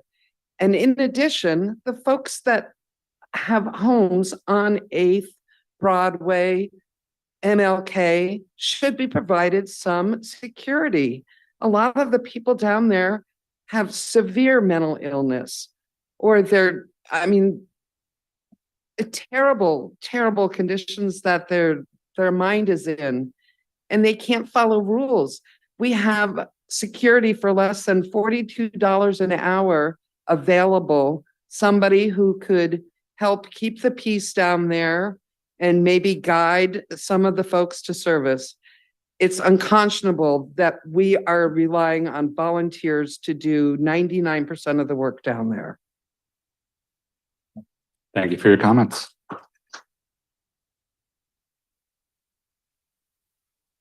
Dawn Michelle Wilson. I too was born and raised here in Bremerton, Washington. I have been doing outreach and social work for over a decade. I am part of Rock the Block. I too vote that we get some money for those porta potties so I can stop harassing the mayor for $20 for gas. So with that being said, I brought this tonight. I wanted to share this with you. 16 is the number. Until this morning, I got up at 4 a.m. and I drove another young woman all the way to Everett to medical detox because we don't have a medical detox here. I brought this with me today, this with his permission. This is one of the very first people that we got off the block on August 8th. We got this man off the block, and the very first picture is him passed out in my car on fentanyl, and I drove him 2.5 hours to a treatment facility in Longview, Washington. He graduated from treatment on August 8th and was thrown out onto the street because of COVID. He had COVID, KRC closed. He still made it. He's now in Oxford. He has applied at Skookum. He's gotten a Vivitrol shot, and he wants to be a police officer. Pretty amazing. Yeah. So this is him 3 days ago. He also went back down to the block and rocked the block with us and spread hope. And let me tell you something, hope is contagious. Because after that man was down there and they were all like, wow, you look amazing. He said, yeah, I let these people help. We had 6 more people come and be like, hey, can you take me to detox? So I just want to say, I want to make it clear that when we're down there rocking the block, we are walking the block and getting people off the block. We're not just down there handing out, you know, pedicures and manicures and hot rock massages. That's not what's going on. Yes, we're feeding them. Yes, we're giving them socks. Those are basic needs. And actually the food is a way for us to get them to interact with us. We can get them out of their tents. So I just want to say, help us rock the block. That's all I ask. Come alongside of us. Thank you. Thank you. Anyone else in the room line up at the podium? Else we'll go online. Let's do one more in the room and then we'll go online and switch back. Gamer Brary.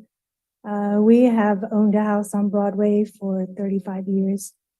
My son is raising his family there now. And I just want to know from everyone here. And I'm so sorry to enforce. Who has the homeless encampment in front of their property? I'm so sorry to enforce the rule just to speak to me as counsel, not the audience. Thank you. Sorry. But I want you to see how many people in this room actually have it in their life daily right now and who are affected. It needs to change now, not in 3 months, not in 4 months. We need now. Thank you.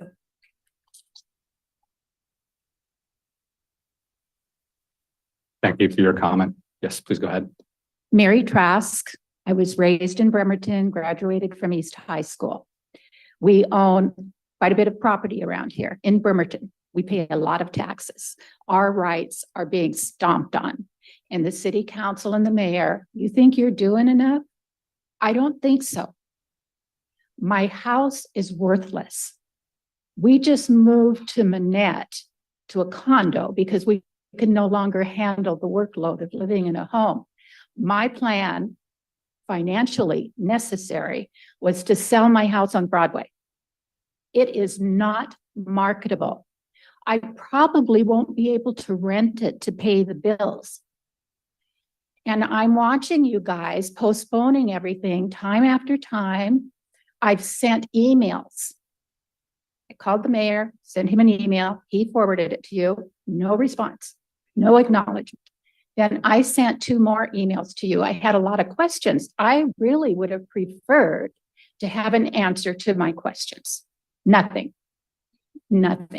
So I'm really not quite sure what your role is with the public and about being open and honest with us, because all of your meetings, you don't respond to our questions.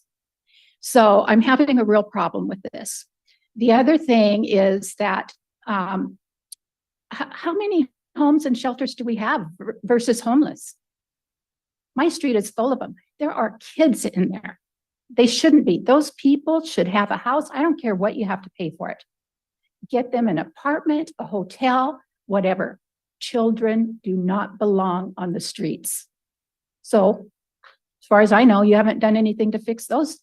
And this is the huge influx of homeless on Broadway. Just about 5 more seconds. So sorry. 5 more seconds. Okay, well, read my emails, please, and maybe somebody can respond to me. Thank you. Thank you.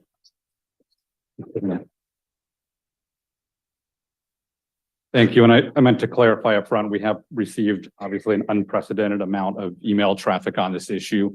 And staff are working as fast as they can to process those and do the due diligence with making sure they get documented in the packet and public records. And so those all will be documented, and we'll try and get back to you as soon as we can, but it has been an unprecedented number. Thank you. With that, yes, please go ahead in the room, sir. Hi, my name's Ray H. Sleen. I've lived in this town for 74 years. I live on Broadway Avenue. And they're not putting this map in the paper, it said, and I believe that's to hide it from these homeowners where they actually want to have these lots. Here's my house. You can see how I've decorated it. I want everybody to do that, and they can get the national media here, because it will shame you people and embarrass you that you'll change your idea about this. That's what I want. All I have. All right, thank you for your comment. Let's go online, starting with Jocelyn. Ooh, can you hear me? Yes, we can. Please go ahead. Hi, thank you. First of all, I just want to say that I was there. I ended up having to leave early, but I just wanted to be really, really cautious. I do rock the block, and we're seeing such an incredible opportunity. Individuals have hope. I mean, Don Michelle just showed you a picture of one of the success stories, but the success stories pale in comparison to what the hope is down there right now. And a camping ban, and I just want to make very clear is that even if you're not going to enforce it, a camping ban, this camping ban is still unconstitutional, is going to run into some challenges. And the whole thing is that you're using a time, place, and manner as your council so adequately represented. It is a time, place, and manner that the Ninth Circuit Court said the only way one of these may be constitutional is if it's a time, place, and manner. And the one that's before the City Council is not a time, place, or manner. So I'm saying is that we don't even pass the first prong of constitutional muster on this ordinance. Does something need to be done? Absolutely. All the homeowners down there, please contact us, because I feel for you and we want to get those individuals off as quickly as we can, because they don't want to be there. And we're seeing that more and more, that there is hope. People want to come off. Let's dedicate, instead of spending 8 weeks talking about how we can get around a potentially unconstitutional ordinance, let's spend that time and money looking for solutions, because we are showing you it is possible. We just lack the resources. It is possible. Let's spend our time looking for that hope, spreading that love. Help us, help them down there. We can help. We are showing that it is possible without a penal consequence. Thank you. I really appreciate every homeowner that's there. I really appreciate what is going on. You're there, just to be fair, but thank you so much for your comments. All right, next let's go to Roy Runyon. Can you hear me? Yes, we can. Thank you.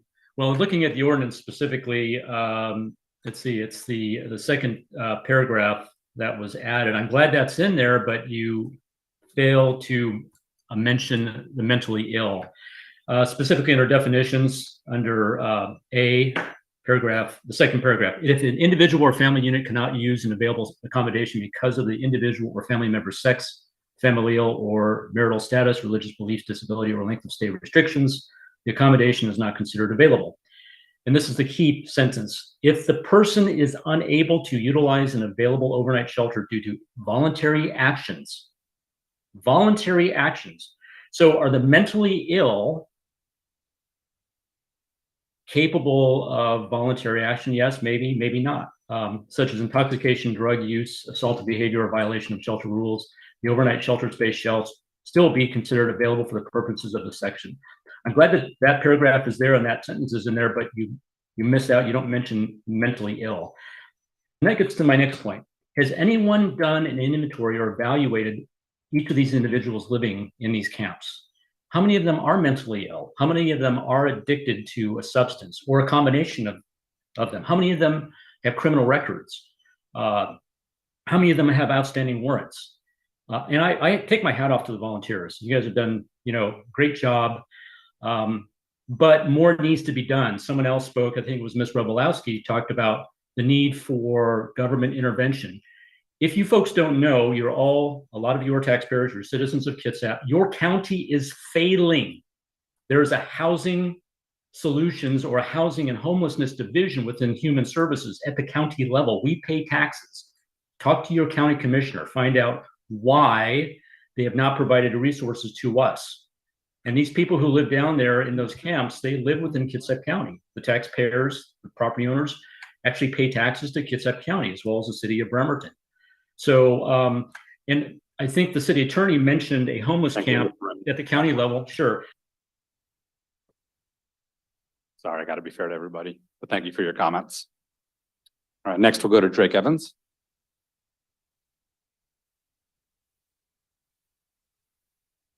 Let's see, Mr. Evans, I think you're about to be able to talk. There we go.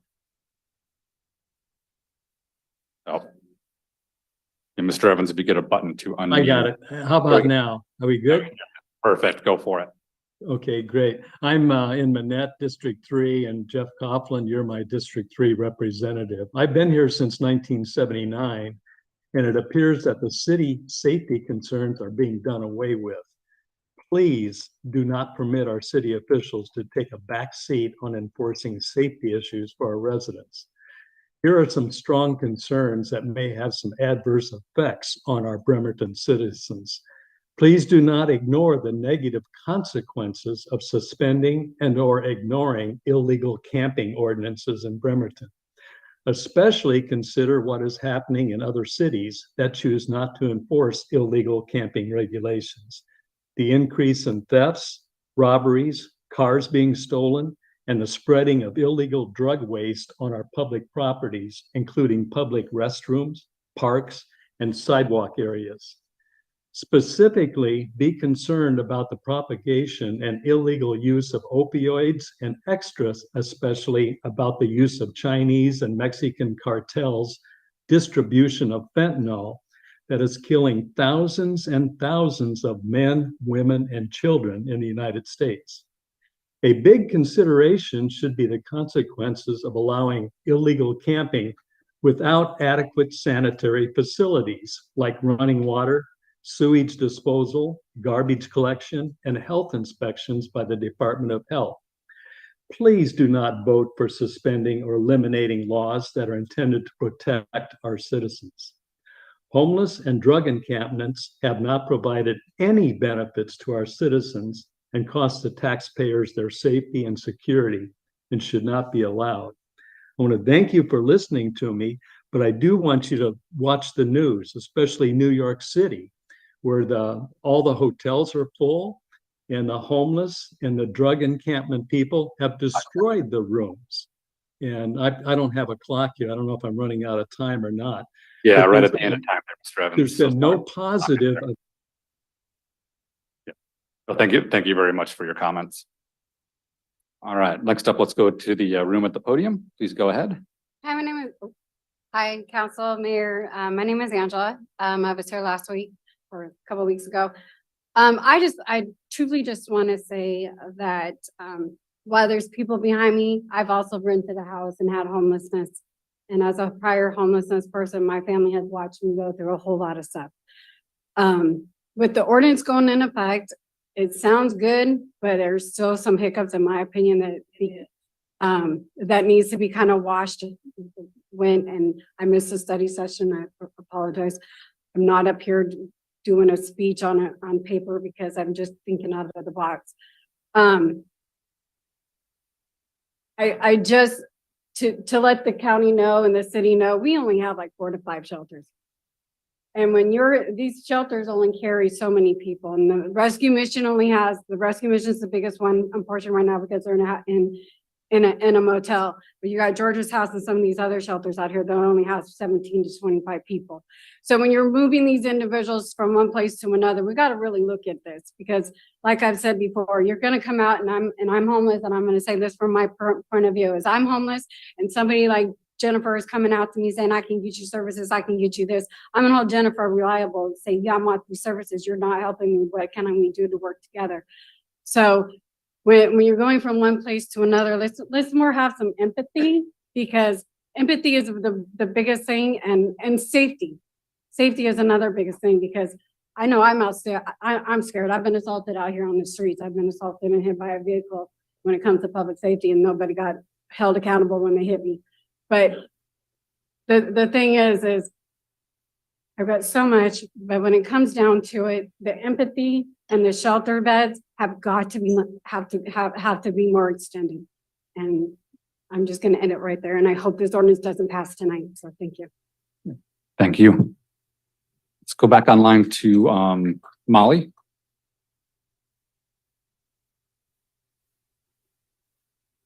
Hello, can you hear me? Yes, we can. Please go ahead.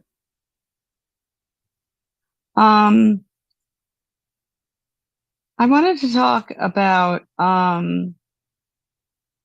voluntary ineligibility. I'm really concerned about, most importantly, mentally ill people. I'm mentally ill myself, and I know when I'm psychotic, I've done things like destroying a picture because I was mad at somebody. And that kind of stuff gets you kicked out of homeless shelters. I've only stayed housed because of my family. That kind of stuff gets you kicked out of shelters. And can we really call that purposeful behavior? Can we call that wanting to be kicked out of a shelter? You know, can we say that's somebody's fault?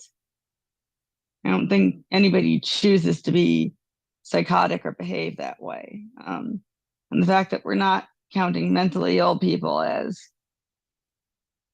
who get kicked out of shelters, as the fact that we're not including them, that just doesn't sit right with me. But to be honest, the fact that drug use can get you kicked out and then picked up as a misdemeanor when you don't have anywhere to go bothers me too, because I don't think we can call drug use purposeful behavior too. That's an illness.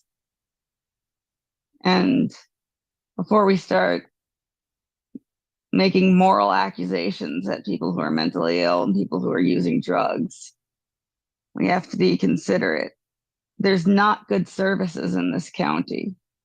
There's nowhere for these people to get proper help. And then when they get kicked out of shelter, there's nowhere else for them to go, and to have them picked up in a misdemeanor and thrown in jail because they got kicked out of shelter and have nowhere to go, and now they're not allowed to camp. It's just awful. Thank you. Thank you so much for your comments. That was 2 minutes. Thank you. Let's go to Justin from Washington. We'll finish the 3 hands online, then go back to the room. Hi, Justin again. First, I feel that the harsher punishments for criminalization of the homeless makes the process much more expensive. They're making our punishment for being homeless does nothing to dissuade anything other than costing us taxpayers more money in the long run by having the police do this service for us. Looking past that, what are we going to do? How do we actually want to solve this homeless problem in our city? Because once we get the shelters and this ordinance going, are we just going to forget about the homeless? Because now, well, we can shove them into a shelter now. And if they mess up, then we can put them in jail and forget about them. We're just going to go back to the old system. So we need to, along with this category, look forward into a solution to solving Bremerton's homeless problem. What are we doing to look at open houses and open stock and those that are used for Airbnb in our city? We need to find out our housing stock to begin with, and go from there. Just opening up shelters is just a band-aid. We need to do more in terms of building affordable medium apartments, affordable apartments in our city, and to streamline that, to actually have the city own these properties so we know what they're doing and not given out to other owners to rent to people, to be able to keep open stock to raise rents on everybody. Thank you. Thank you for your comments. So Joanna Hayes.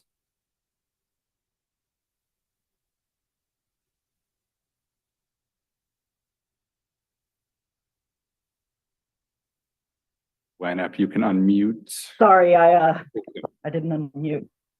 Perfect. Hi, this is Joanna, Joey Hayes. So at the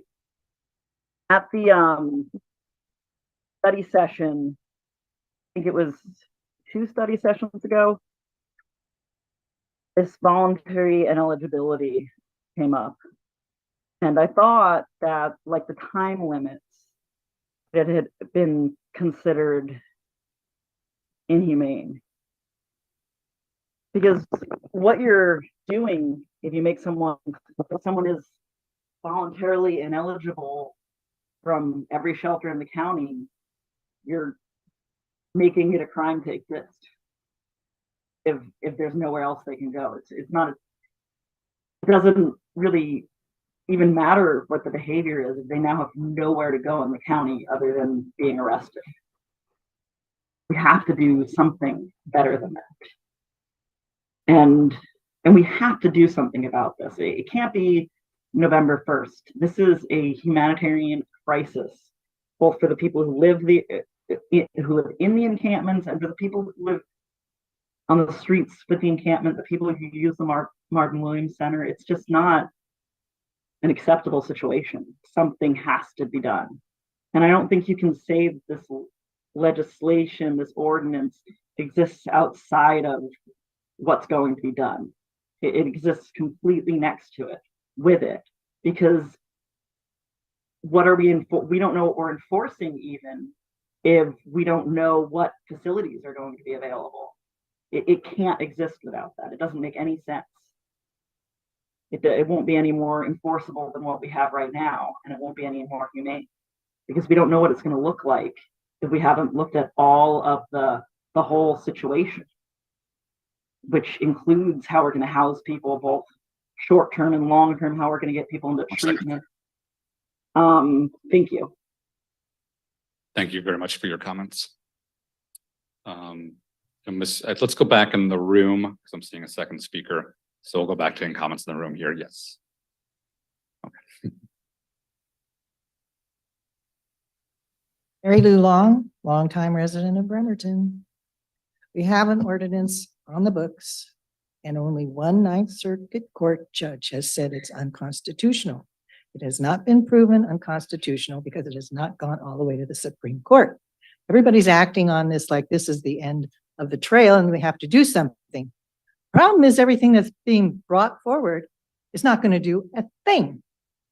People will come here because they'll know that they can camp on the streets because there's no room at the inn, and there'll be more and more and more. You can't throw enough money at it.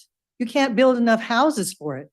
And the crux of the matter is it's not homelessness. We're looking at this from a wrong perspective.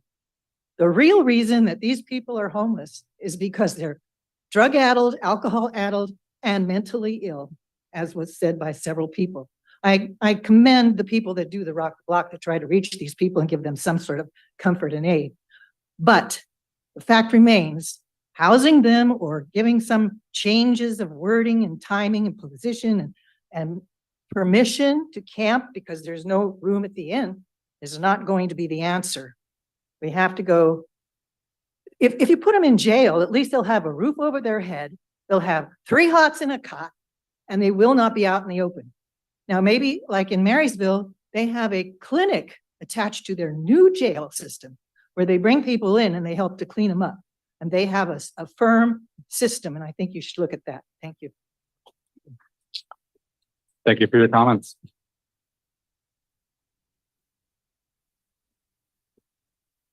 Hello, my name is John Johansson, and I live and work in Bremerton. City Council, Mayor, community, thank you for your presence today. I'm not happy with the way the city's being managed right now. I'm sure a large portion of the population shares my sentiments on this. Last week, I asked some of the council members if they had been to the MLK homeless encampment and spoken to the people in the area yet. They told me they had been down there and they were planning on going again the following day. I just went down to the MLK encampment on Sunday and spoke with some of the homeless people there. Every occupant of the MLK encampment I spoke with said they haven't seen any of you actually visit the area and engage with the people.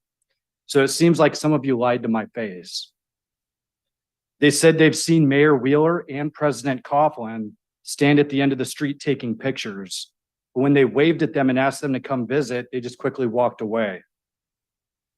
After my public comment, I would like to hear the council and the mayor go on record and declare if they've been inside the MLK encampment and spoken to any of the people there or not. President Coughlin, since you are the District 3 representative, and Mayor Wheeler, since you're the mayor, out of all the elected officials here today, you have the most direct responsibility for what's happening down in the encampment. So I have a challenge for you. If you truly want to make the most informed decisions on this topic, 3 of us should schedule a 2-day camping trip down on MLK Way. I'll supply the camping gear if you don't have your own. This will give us the opportunity to speak with everyone in the area, the homeless, the residents, the business owners, employees, and the nonprofits that are on the ground doing the work the government isn't doing. This will show the community that you're dedicated to solving this problem. 5 seconds. And real leaders lead from the front. So take action or step aside.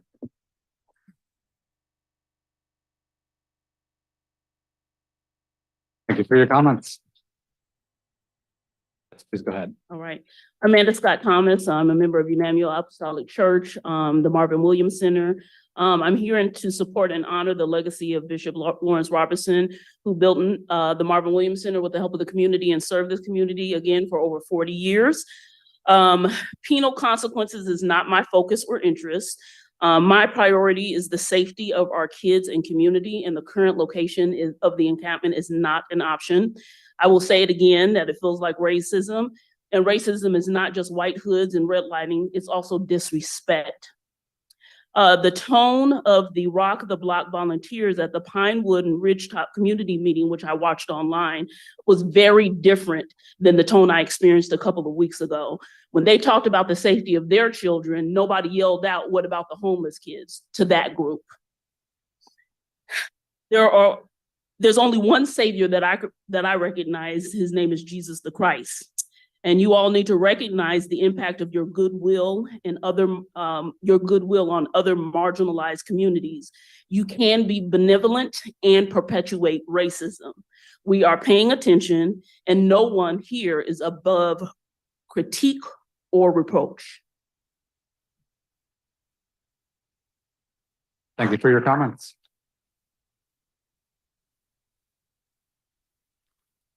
Hi, my name is James Adamson, born and raised here in Bremerton, Washington. I actually had the opportunity to experience Seattle, lived in downtown, 1 block away from the Nike store. I was there prior to COVID, and I was able to see it rot and decay to its utter nothingness that it is now in their various alleyways and as well as major tourist areas. And I definitely would agree that we shouldn't go that direction. All in all, I was able to visit the block party, we'll air quote that one, and provide some facts that were not exposed or unknown. Some people are asking this. I think that they should know as well. From a recent survey in March of 2023, there's over 700 homeless individuals. Half of them reside in Bremerton, Washington. 70% upwards of that is experiencing from mental health or have mental health issues, and as well as other chronic substance abuse. So yes, we do identify and we do see what is going on and what is happening from a data perspective. But what I don't see in this emphasis of empathy that's going on is causing our feet to be concreted to the ground, and there's no action being done. I've been a consultant when I was during the time in COVID. I was working with business owners from going from 6 figures to 7 figures. I was their executioner. That sounds very bad, but I executed the actions needed to put into place to take care of that. And if that is not being done and the elected officials are not executing, what are you doing? So what I do say is, yes, there are options, there are baby steps, but we're trying to eat the entire elephant in the room. Great point talking about that one judge in an entire West Coast plus Alaska and Hawaii made that decision. That does not mean it's rock hard. So this rock hard solution, one bite at a time with the chisel and hammer, and create that solution. Yes, there's many minds here. I don't have the ideas. I don't have the solution, but many people here do. Excellent. Thank you for your comments.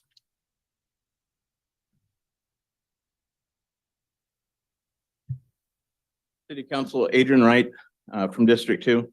I just want to let the council know that particularly in East Bremerton, there's a vast group of residents, particularly low income, working poor, that absolutely insist that this ordinance pass, particularly in its previous form, so that law enforcement is not delayed, but can enforce the laws, particularly to move encampment people, particularly those on hard drugs, away from their kids and their livelihoods, their jobs, etc. It's very important to the people of East Bremerton that you reconsider and listen to your police chief, because he gives good advice. I would also insist that you go back and look at, as others have talked about, MOK, not just talk to the people on the street, but as I have talked to some of the homeowners who have been absolutely harassed in several dirty, vile, and horrific ways. It makes me sad. And not that these people don't deserve our love and care or even housing and support, but one step at a time, we can make this happen, particularly if the misdemeanor position can be enforced. This thing is growing. It's growing from Seattle outwards. And I absolutely insist that you not just look at the homeless situation, but take into vast consideration the house public, renting public, etc. And as I just in coming over here, I saw 3 gentlemen on MOK throwing a football around. You have surrendered that block from the taxpaying public to the homeless. Thank you for your comments.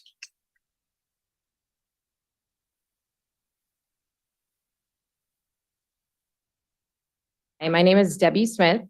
At this time, we are currently being bombarded with people who are choosing to live in tents and vehicles rather than traditional homes.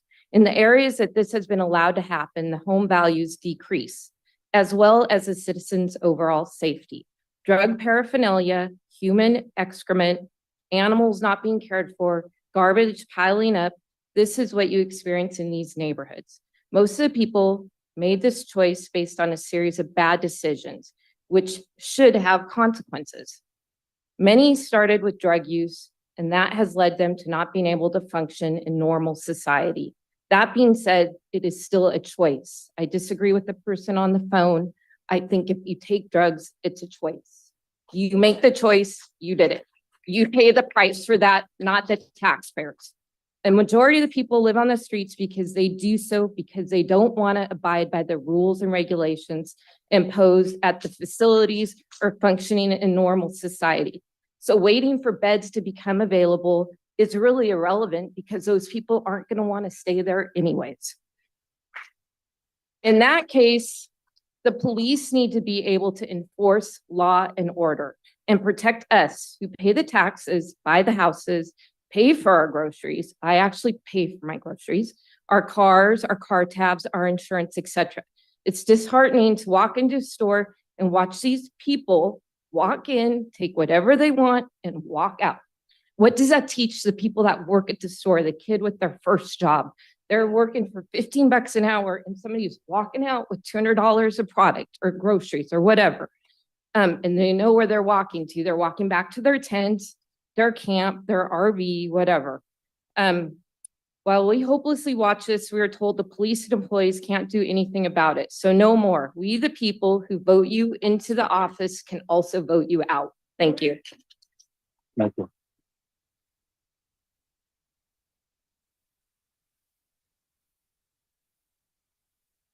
Thank you for your comments. We'll go back online to Adrian.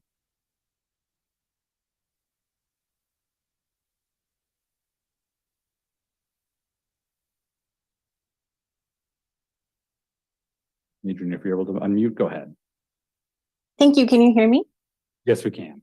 Great. Good evening, Council, Chair, Mayor. I am Adrian Hampton. I use she, her pronouns, and I am commenting as a community member this evening. Thank you all again for the opportunity to comment.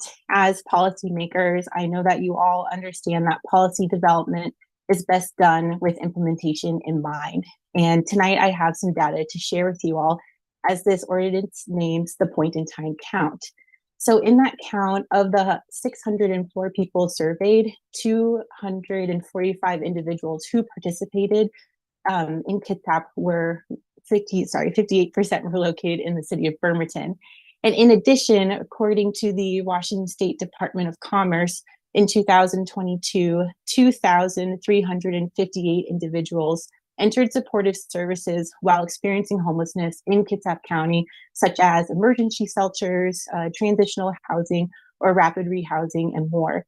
The median number of days, or the length of time for people actively engaging in those services, was 171 days in Kitsap County.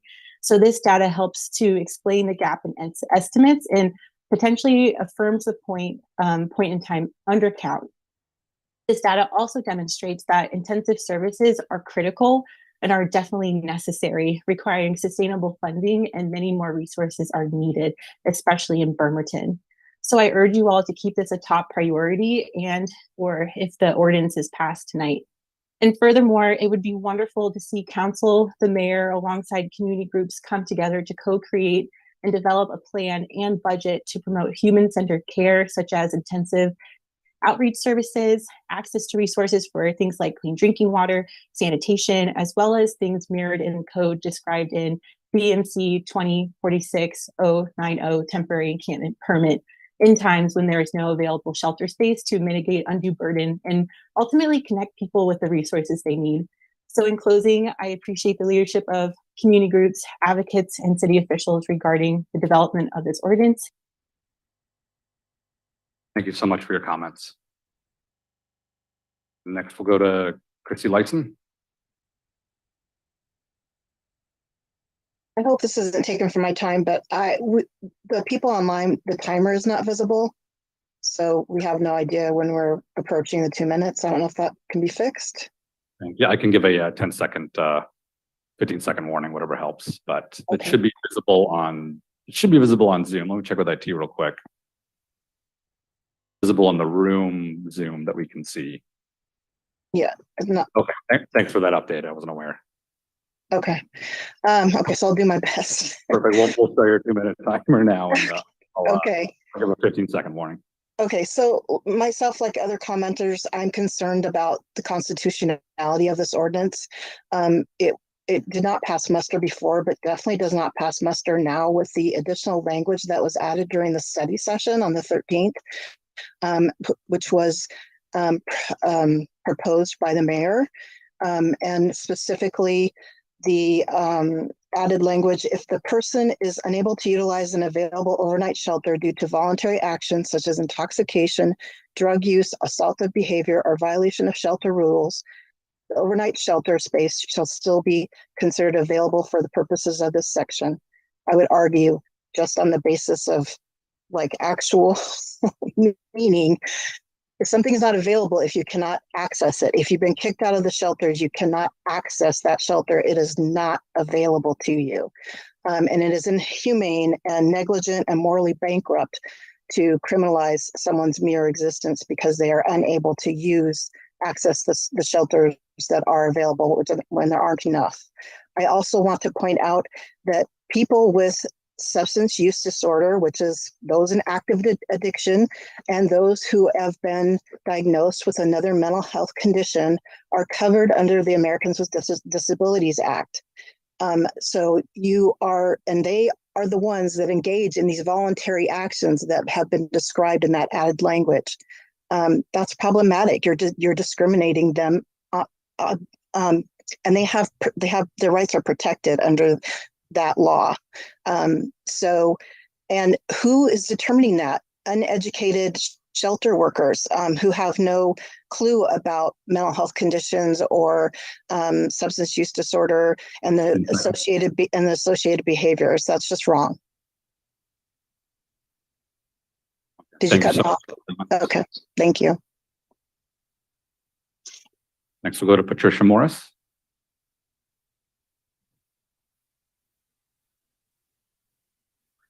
Yes, I totally agree with what the speaker who spoke before me just said. I'm a former social worker, and I worked with the mentally ill and have a mentally ill family member. And I'm really concerned about the voluntary ineligibility because what that's going to end up doing is warehousing the mentally ill and putting them in jails and prisons where they won't get the services they need. On the other hand, I do think people who are mentally ill need treatment, and the large majority of mentally ill people will agree to treatment that is tailored to their needs.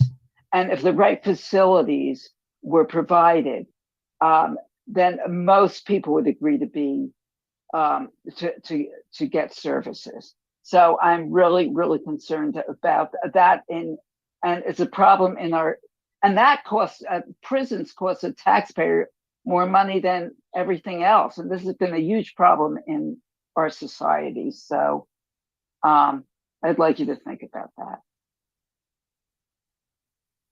Excellent. Thank you for your comments. We'll go back in the room here. Yes, please go ahead. My name's Marie Johnson. I'm a community member. I am also a member of Emmanuel Apostolic Church, and I don't think that when MLK was named MLK from Park to Warren, I don't think that that's was the intended purpose. The things that concern me are we've talked a lot about mental illness and drug abuse, and I know people that have been to rehab. I have people in my family that have had that issue. Councilmember Fry talked about domestic abuse, which is a big thing. But I'm a single woman and I live in Bremerton, and I know so many people that have worked really hard, including myself, to clean up Bremerton, to bring people downtown. And I'm tired of getting a black eye. Bremerton gets a black eye for Kitsap County all the time. We are like the redheaded stepchild of Kitsap County. And I can say that because I am a redheaded stepchild. And we have coming over here, I saw the I saw the cruise ship docked here. And we are working so hard. You know, Bishop Robertson worked so hard to get the Marvin Williams Center there. And I know that I've had people tell me that they've talked to the Marvin Williams Center And I've had friends at the Marvin Williams Center that say, no, they have not. I have empathy for people that are homeless. I have been through many traumatic experiences myself, but I'm tired of the crime and I'm tired of all of that. And I don't want Bremerton to become Seattle. And 50% of Americans homeless live in California. Thank you for your comments.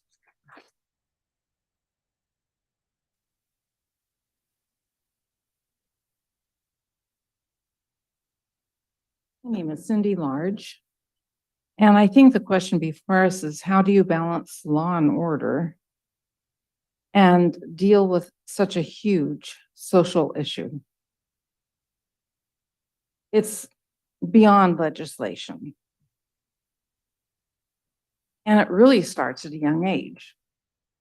I'm old enough to say to you, I saw changes in the state's law with regard to juveniles. My son came home and told me that he did not have to go to school because the law had changed. I immediately took him over to the principal's office and asked if he wanted to raise him. Do you know that son stayed with me? Turned out to be a good man until he passed from COVID. Next, I'd like to address mental illness. You have, with the laws, restricted us. I have friends and family, and I have helped. But I have also had my husband threatened and my children threatened. I can't have that in my home, and I don't want them to go on the street. Our hands are tied just like yours are. Please provide a safe city for us. That is number one. And if you're going to have these people live in the woods, consider filing an environmental, whatever they call that, statement for the impact that they do to the animals and everything. Thank you. Thank you for your comments.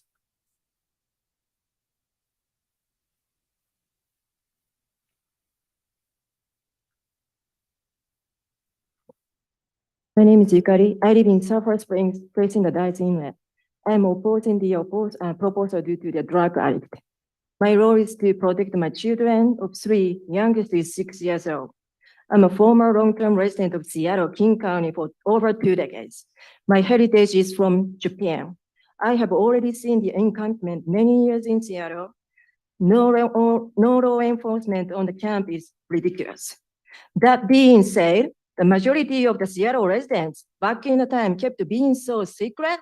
Therefore, I no longer trust any system at all done by the government, especially in the state of Washington. I have enough of enough in Seattle. My friend was killed. My friend, who was the famous sushi chef for the former Seattle Miners saving, was killed by the several drug addicts by being beaten on the street because of the drug addict encampment instead of homeless encampment. His body was found by the Seattle Police Department officers. As for my neighborhood, the narrow road by Tracyton Beach will be extremely dangerous if intoxicated drug addicts suddenly appear on the road. We started to see many illegal RV or vehicles break into our shared property down by the Tracyton Beach, and they broke the private rock to remove it and then parked for whole night. We can easily see the criminal activity from our property. That being said, who can gain from this proposal? Have you ever seen Portland, Vancouver, Philadelphia with the worst drug camp with Tranquil?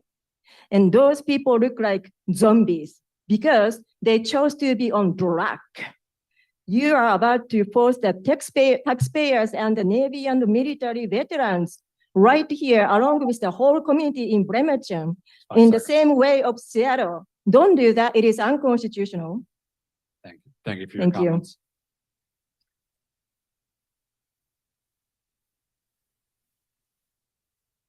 We'll do the room and then back online. Yes, please go ahead. Hi, I'm Leslie Gemignani. I'm from Traceton. And one of the things that I'm worried about, I do have empathy and sympathy for what they're doing for people who don't have homes.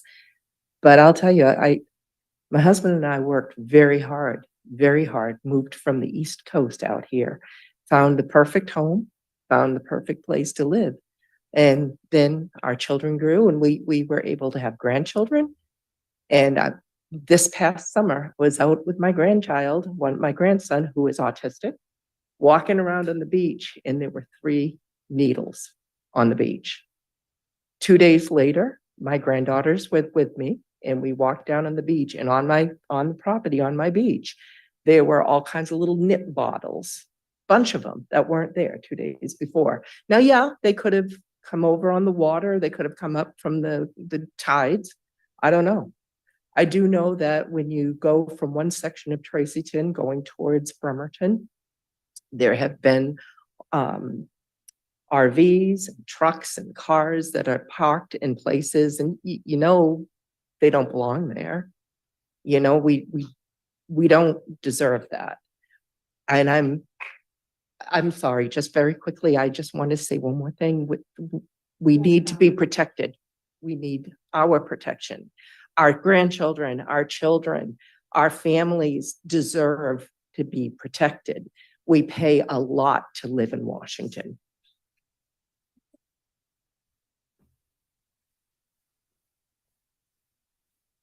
Thank you for your comments. Let's go to Craig Patty online.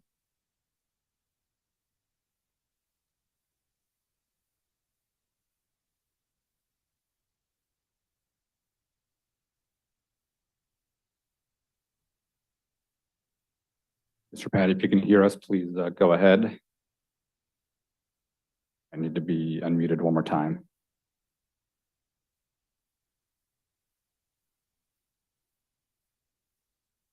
See, Mr. Patty, can you hear us? If not, we'll go back in the room for now. All right, let's go back in the room and we'll circle back to online. Yes, sir, please go ahead. Yes, again, I'm Ken Buchanan, been here for 45 years. With this ordinance, I see is twofold. There's the part about the enforcement of the ordinance, and then there's also the civil penalty aspect of it. And I think those should be separated out, just so that one's not tied to the other. So that's one thing I have to say. Seattle. I spend better than 60 hours a week in Seattle. That's my choice. Pays my bills to live here. I work in the streets and I'm confronted with the homelessness over there day in, day out. Minimum of once a week, I'm threatened. My life is threatened. I've had guys that work for me, they've been assaulted. Now they've got LNI claims. I've had guys step on needles, go through the bottom of their boot. So now they have to be treated for every possible pathogen that could have been on that needle. Not fun at all. The theft is nonstop. Our shop borders on I-5 down there on Airport Way. Huge homeless encampment up behind it. RVs, upside down cars, fires, propane bottles exploding, on and on and on and on. Then last week I come to find out that possibility of opening up the 40 acre lot, a block for me for this. No, thank you. You know, I'm compassionate and all that, right? I'm there with my head on a swivel all the time. Now, when I come home, does it have to be on a swivel? So at work, they say, call SPD, call SPD. Sorry, we do not provide security. Oh, damn. Seattle's Finest was an option. So what do I do at home? The police chief admitted he only has 5 people. I'm willing to protect myself when I'm home. I'm prepared to do so. Thank you for your comments.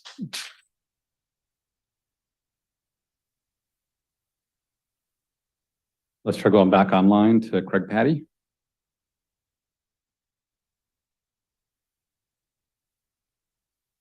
Mr. Patty, if you can hear us, we'll try one more time for you.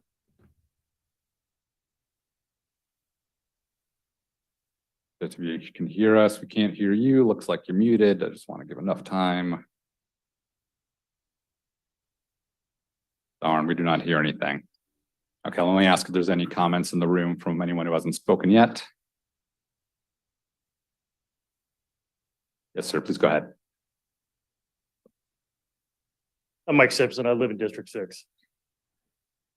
Retired cop, amongst other things. And it's the worst it's been here. I've lived here a long time. My family's been here a long time. My son's church even put out a letter to the congregants telling them to oppose this ordinance because it could put an encampment next to their parish or next to their school. They don't want that. Most of the folks in the room have an opinion on this. That's why we're here. This is, again, the room is filled with people because of this particular issue. And most of the homeowners just want the encampments gone. Do that. Thank you for your comments. My name's Terry Kester. I've been a resident here since 1996, lifelong Washington resident. Hey, it's the first time I've been to a meeting here, and I'm really appalled that it took the judge to get security. I ride my e-bike around. I'm retired. I'm sorry, I was going to ask your comments to be focused on. Oh, I am. I'm getting there. Give me a minute. You guys had a minute. Okay. And it took you guys to do that. And I just go, are you kidding me? I ride my e-bike around here, and it's a joke. It's a joke that the homeless are running this town. Every one of those kids has got a weapon in their backpack. Yeah, that's right. And the mayor was going to talk to these folks. What paid employee of Bremerton talks to the homeless folks? I think there's two of them, the fire department and the police department. Okay. Who talks to homeless on their plan of attack to get them out of the homeless situation? It's choice. It's a big choice. I think you guys need to do something. The broken windows in Bremerton.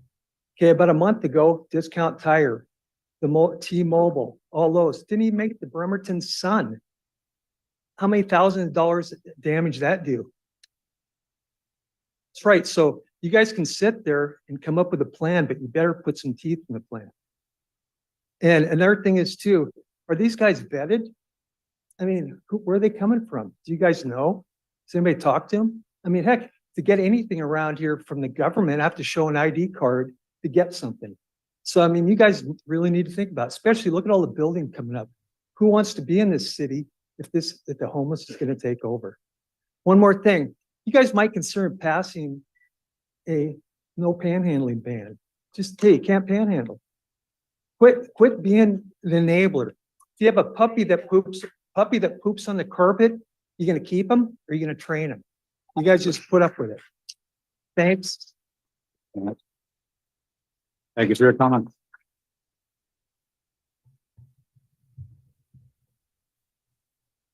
Joe Walter, hello.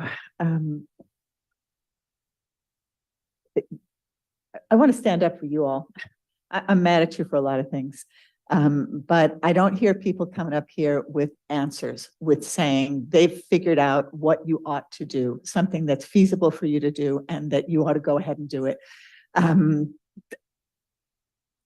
grateful to have you all working on this. It's a challenging issue, and I really think you're doing your best. Keep working on it. In the meantime, there's action that needs to be taken, and now. And I think that the folks on Broadway in particular, I mean, people are putting out their sprinklers to keep the people off the street. If we can afford to put, and I credit you with your decision about the court tonight, if you can spend money for the safety and security in our municipal court, despite your reservations, which were clear, you needed more information. Some of you did. Let's look at the safety needs of those people on Broadway and hire somebody to go down there if that's what's asked for. The short term, I think that's something that ought to be in the mayor's ability to do and immediately, because it is an emergency for those homeowners right there. And to move forward with, if we're going to eventually be having authorized camping space, let's start working on it now. Pick what it is, Mr. Mayor, and start setting it up so that there is a place that people will be more likely to want to go there if there's toilets and water and garbage and all of those things. The police seem to think that people will be agreeable to moving. So let's get those campsites ready now. And speaking in support of, I hope you all got to read my letter about concern about the voluntary ineligibility. I just want to support those other people who spoke on that same subject. Thank you. Thank you for your comments. Let's go back to online to Marwan Cameron. Good evening, Council. Marwan Cameron, District 4. Bremertonians are in this together. Regardless of what side of the issue we're on, we want, we need, and we demand resolution. It doesn't matter at this point the reason why people have become homeless. When you consider the fact that homelessness is exploding nationwide, and especially here locally. I live just on the other side of Broadway. As more and more become homeless, the increased negative impact on our house citizens is tied together. Week in and week out, we hear from the Great Marvin Williams Center, homeowners on ML King, renters and homeowners on Broadway. The mayor and the sheriff met with folks at the cul-de-sac off Pine, and they don't want the same situation to happen to them that is currently happening on ML King and Broadway. There's only one way out. We're gonna have to spend money. Whether you jail folks or whether you build shelters, something has to be done. Someone mentioned that there weren't a lot of answers and ideas that were put forth in regards to solutions. We're gonna have to dig in. We are the richest nation in the history of mankind. Again, whether it's drug use, whether they brought it on themselves and that's what you believe, or they're a victim of circumstance. It is in a situation, it's an issue. And we don't even have to deal with immigration at this point. But if we put that on top of it, Bremerton will collapse. Our only resolution is to have the temerity to say, hey, we're going to build and we're going to fix this situation and not push it off into another community. Thank you. Thank you for your comments.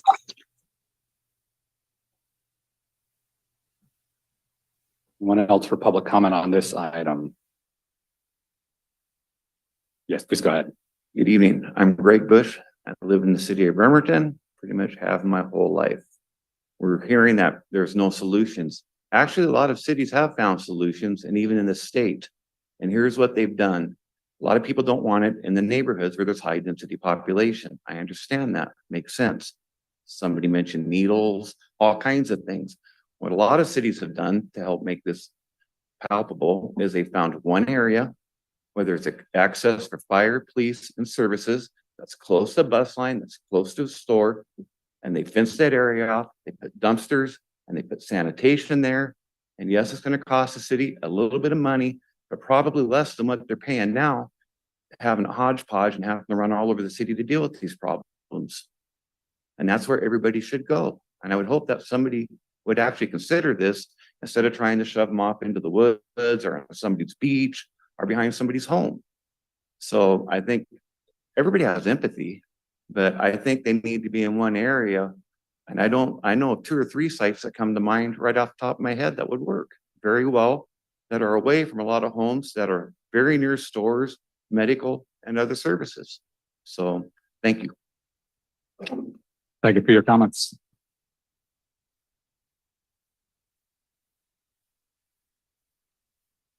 Well, good evening, Dave Cooper, business owner in Bremerton. And I just recently lost a relative to an overdose on fentanyl, homeless, and pretty much refused the treatment. And bummer, but there was some choices that he made, even though there's a lot of people that tried to help him out. Given that, though, I think that if he had just been in jail, and because of the illegal activity that he was carrying out, he'd be alive today with the possibility of getting help. And with that, yes, there's a lot of things going on down there, and a lot of them are illegal. And if we actually had the police able to stop the illegal activity and actually prosecute them, possibly they would also be able to get the treatment that they would need in order to get back on track and be a good citizen. So that's where I'm coming from. Thank you. Thank you for your comments. Hello, I'm Neil Foley, District 5. I do think there's a solution, and I do think it's right in your 9.32, and that is for the city to either operate or maintain a sanctioned camp area with security, with bathrooms, with water. Such an area with security, if there's illegal activity going on there, get them out of there. There are so many people down here. I talked to a young man, I've known him months down here, left his tent to go try to find a job, and he came back and that's it. Folks, this is not camping. Go down there for 2 days, lay on the concrete. This is not fun. These people are here due to mental illness, due to homelessness, none of which should be a crime. There's nothing racial about it. Salvation Army's right there. Everything that is there to help them is in that proximity. That's why they are there. Contain it and maintain it, and then you can have control of this situation. We can't just pass something with words without action and actually have something happen. And that's what everybody wants. Something to happen, help the homeowners out, get the people where you can have them in an area, because everybody can't go to a shelter. There's no other option than to either operate or permit an authorized camping place in Bremerton. So that is the solution, and it's right in your ordinance already. Make it happen. Thank you for your comments.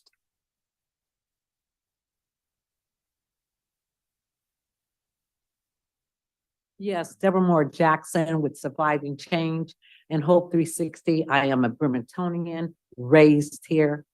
I just want to let the people know, if you're fed up. And I'm sorry, I'm going to enforce to please address the council. Oh, yes, but they have a right to.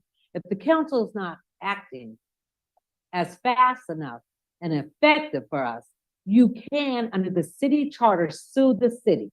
We have the power to stand together, and we can get this done and have them move swiftly and quickly.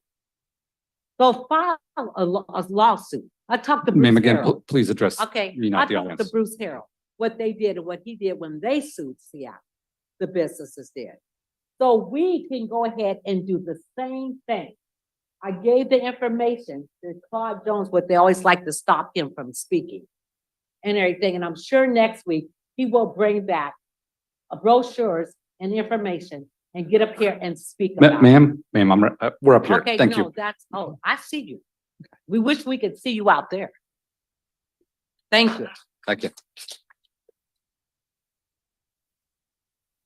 Thank you for your comments. I have to enforce the rules as we have written them down in the handout.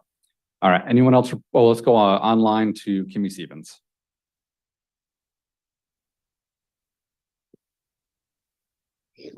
Hi, first of all, thank you so much to all the council members and the mayor for all of this incredible amount of time you've spent on this very important issue. And thanks to the Marvin Williams Center and all the housed neighbors who are basically at ground zero, and we are trying to help you. I'd like to bring attention to an important matter that's been discussed quite a lot tonight. It seems that many people are focusing solely on the behaviors and personal struggles of unhoused people, particularly their mental illness and their substance use disorders. However, it's important to remember that there are statistically many more individuals facing the same challenges who live in stable housing. They're lucky because we can't micromanage them or judge them when we can't see them. Most of us aren't even properly trained to be on the judging end of all of these things. Our community and many across the entire nation are facing a housing crisis, and the lack of accessible mental health care and substance abuse treatment exacerbates this issue even further. It's evident that until these fundamental problems are adequately addressed, this situation will only continue to get worse. And instead of passing judgment, we should be more productive and invest our time and energy into implementing well-known solutions and working together. Thank you. Thank you for your comments. Is there anybody else for public comment on this issue, online or in room?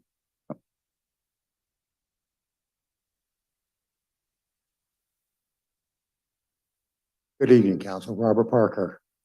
Last time I was here, I talked to you a little bit about the 1/10 mental health and substance abuse advisory money. And I'm wondering if you've reached out. I know the award has already been made for the year, but they also have reserves. And to me, you have a good position because you guys have been paying out of the city limits for the last decade. Well, actually, about the last decade, since November of 2023. You've taken very little back out on the other side. We've done set-asides before in that advisory board. It was done for the Bremerton Police Department, for the de-escalation for the police. They did because they kind of didn't meet inside and in the timing. County commissioners were able to approve that. I would ask that the mayor pick up the phone, the council president pick up the phone, talk to our 3 county commissioners, see if you can't get some of that funding for up there. The other thing that I would ask you to do is to call down to the county and talk to them about the Homes for All program that's now pretty much defunct. They haven't done anything since 2018. There's those 8x12 tiny homes sitting in church parking lots down there that nobody has used. I just was inventorying them this week. They're sitting in church parking lots. If you're going to put things onto city property, please go grab those. Nobody's using them. Talk to Commissioner Garrido. She was the chair of that committee. It's on the county's website, the whole history of it and the minutes and everything. They haven't even had a meeting since 2018. Please, it's going to get cold. The sheds cost $1,500 a whack to put together. I know because I helped donate towards it. If we're looking at like the pallet system of housing, it's a lot more money than we were looking at before. $1,500 a whack. Go get 15 grand and put some Just sheds 5 together. seconds. Let's get it done. Thank you. Thank you for your comments. All right. Anyone else? No one else online? Not seeing anyone else standing up in the room. I'll go ahead and close public comment and I'll go to the council for a motion on this item. And if not, I'll make it myself. Okay, yes, Ms. Fry, or Councilmember Fry. I'll move to approve ordinance number 5482 to update Bremerton Municipal Code, Chapter 9.32, entitled Unauthorized Camping. Is there a second? Second. All right, Councilmember Younger seconded. We're open for discussion. Councilmember Fry, the floor is yours if you wish.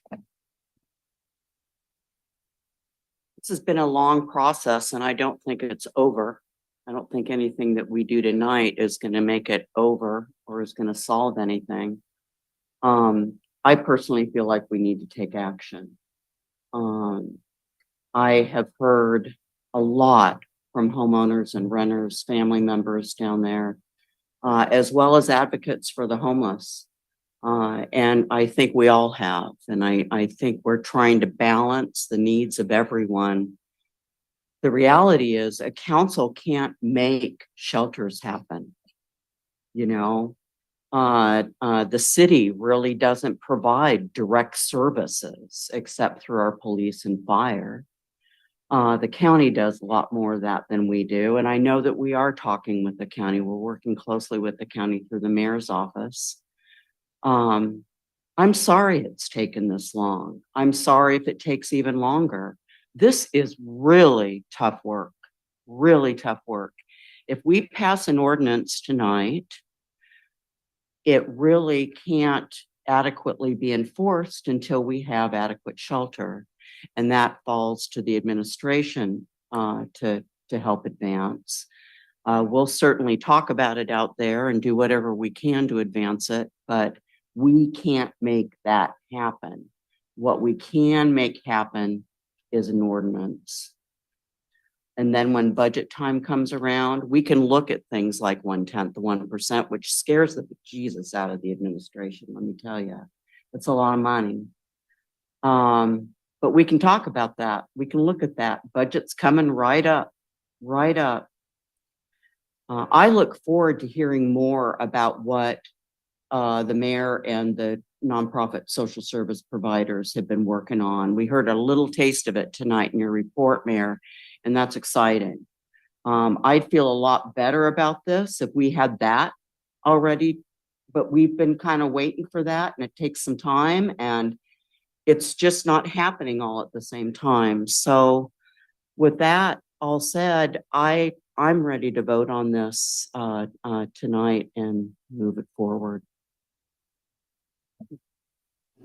Councilmember Younger, floor is yours if you wish.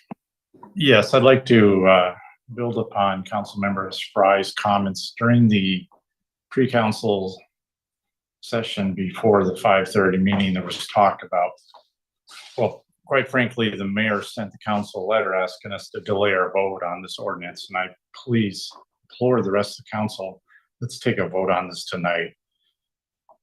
We've spent, I don't know how many, an hour and a half listening to continuous public testimony. Nothing really new here. We've heard this public testimony at least 3 times. It's time for us to take action. The framework that we're providing is based on public input. And it's also based on the mayor's input of what he needs as tools to be successful. So last week during our study session, he asked for the enforcement provision to be a misdemeanor and explained why you can't have 3 successive tickets, if you will, or infractions at $25 a pop before you can actually make it a misdemeanor. It's not even a misdemeanor if there's available overnight shelter. And the council put in the provision for what many of the people tonight said is a solution, which I firmly believed, and many of the council, I believe, also believe is the most logical immediate solution. And that is camping space when there is not the traditional overnight shelter. But once again, as Councilmember Fry indicated, the council doesn't have the capability to set up a camping space. We can give the money. And just as tonight we gave the Judge Flood, $60,000 that wasn't in her budget for security, we have ample resources. We have ample contingency reserves to give the mayor the money he needs to set up camping space immediately. We need to pass this ordinance to give him the framework, because I've seen letters in the past where he says, in responding to constituents that send their emails in, I'm waiting for the council to pass an ordinance to address this issue. We need to pass this ordinance tonight. We need to address the issue. We're going to give the mayor the framework, the tools that he's asked for, and then the mayor needs to set up a designated camping space. This business about Everett's Palisade Village is too little, too late, and too small to address their situation.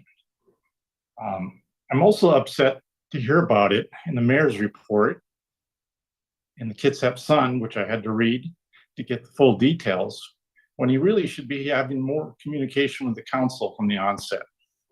That's got to change. Mayor, we're going to pass this ordinance tonight, hopefully, and it's on you to provide, as the administrator, to put in this overnight camping shelter. And as many of the members of the community indicated, it needs to be a decent place, better conditions than what people living on the streets have now. It needs to have running water. It needs to have sanitation facilities. It needs to be done now. Thank you. I saw Councilmember Mockler earlier, and then we'll go to Councilmember Mockler, then Vice President Chamberlain, then Councilmember Dennehy. Thank you, Vice President Chamberlain. I'm in favor of passing this ordinance. Do I think it is a perfect ordinance? I do not. The people who are experiencing homelessness in all of the encampments in Bremerton deserve our empathy, and they deserve shelter. They deserve the designated camping sites with the urban rest stop and the unarmed security guards trained in conflict resolution and de-escalation that we have been talking about since early August. We have been talking about making this happen, but we actually really can't make it happen.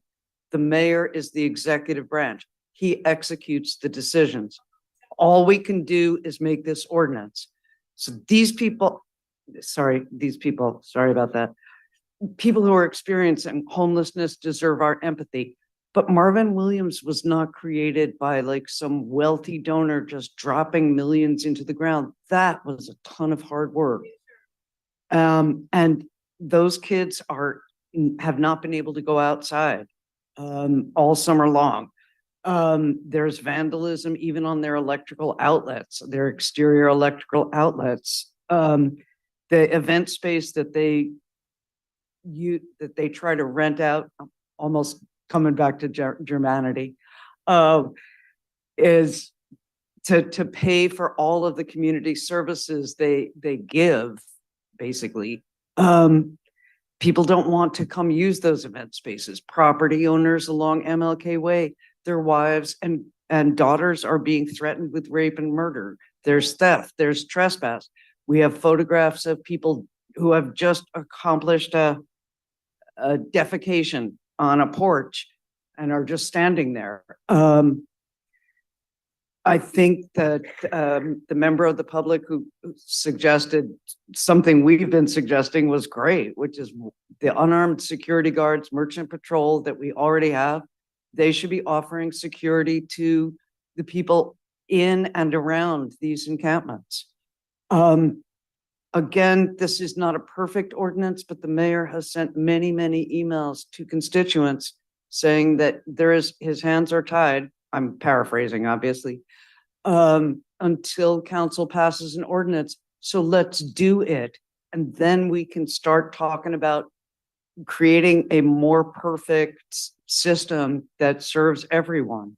The final thing I'm going to say is we have been looking at city-owned surplus property as sites for affordable housing all year.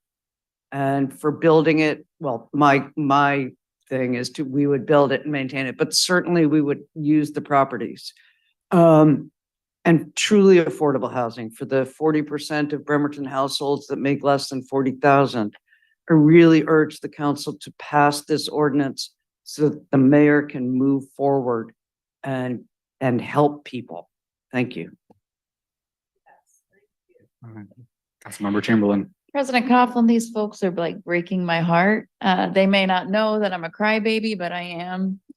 So I've heard stories of, folks who have lost loved ones to substance use disorder, whether it's a choice or not, they still lost somebody. There's somebody. People who have just experienced just crazy behavior in their neighborhood, and their kids can't go outside, and they're finding needles, and they're experiencing trauma as well. And something that's in my heart is, our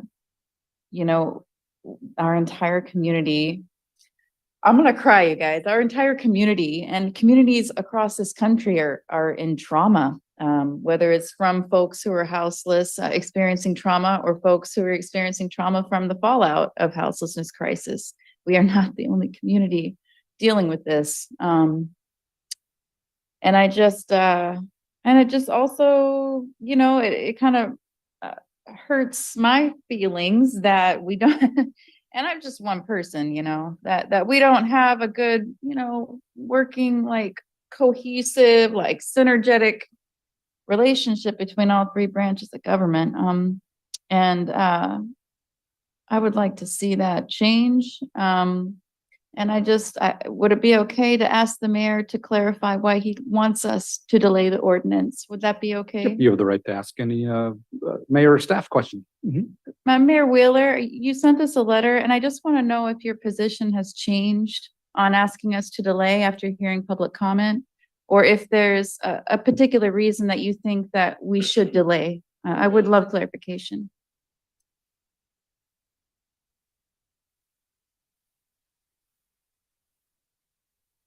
Well, I do have the letter here. The public hasn't seen it. I can read it. And my position is still the same, but it's up to you. That's up to council president. Would that be okay if you read it? If you'd like him to read it, yep. Or if you're comfortable, prerogative. absolutely. And by now it's public records, so. Yeah. Yes, And it is in the share it. council package, Yes, yes. please. Let's see here. Okay. All right, so to the audience, this is the letter I sent to the city council yesterday. So, dear council, I am asking that the council not vote on the unauthorized camping ordinance tomorrow, which is today, and instead take additional public comment after an explanation of the latest draft ordinance. I have received hundreds of emails since last Wednesday. Our community does not have a clear understanding about what the council will be voting on tomorrow, which is now today. This confusion is understandable due to some irregularities with how this ordinance is coming to a vote. First, the draft ordinance that was in the study session packet for 913 included prohibitions on camping at all times in the right-of-way, at parks, at developed city properties, and city properties closed to the public. The 913 packet also included maps of undeveloped city properties where enforcement would be suspended if there was no available shelter. As you know, the usual course of action is that an item at study session moves forward to the consent agenda or general business agenda at the following council meeting in mostly the same form as discussed at the study session. At the study session last week, however, council made significant changes to the draft ordinance that is on for the vote today. The council wanted a new draft ordinance for a vote at this week's meeting that has no specific prohibitions on camping and no maps showing where enforcement is suspended if there is no available shelter space. Making a big change of that nature between a study session and a council meeting vote is unusual and seems to have contributed to the confusion on this issue. Second, our local newspaper, the Kitsap Sun, initially reported that the council was not voting on this ordinance on 9/20. While there was a later correction in the newspaper on that point, the initial misstatement should give the council pause in going forward. And finally, the packet for the 9/20 meeting was initially uploaded last Thursday evening with the 9/13 draft ordinance that included the suspended enforcement maps. This error was corrected on Friday when the packet was reposted with the 9/20 draft ordinance. But for a portion of last week, it appeared the upcoming vote at the 9/20 council meeting would be the 9/13 draft ordinance that the council was no longer considering. This combination of irregularities has created confusion on an issue that is important to this community and warrants additional time so the council and public can understand and discuss the latest draft.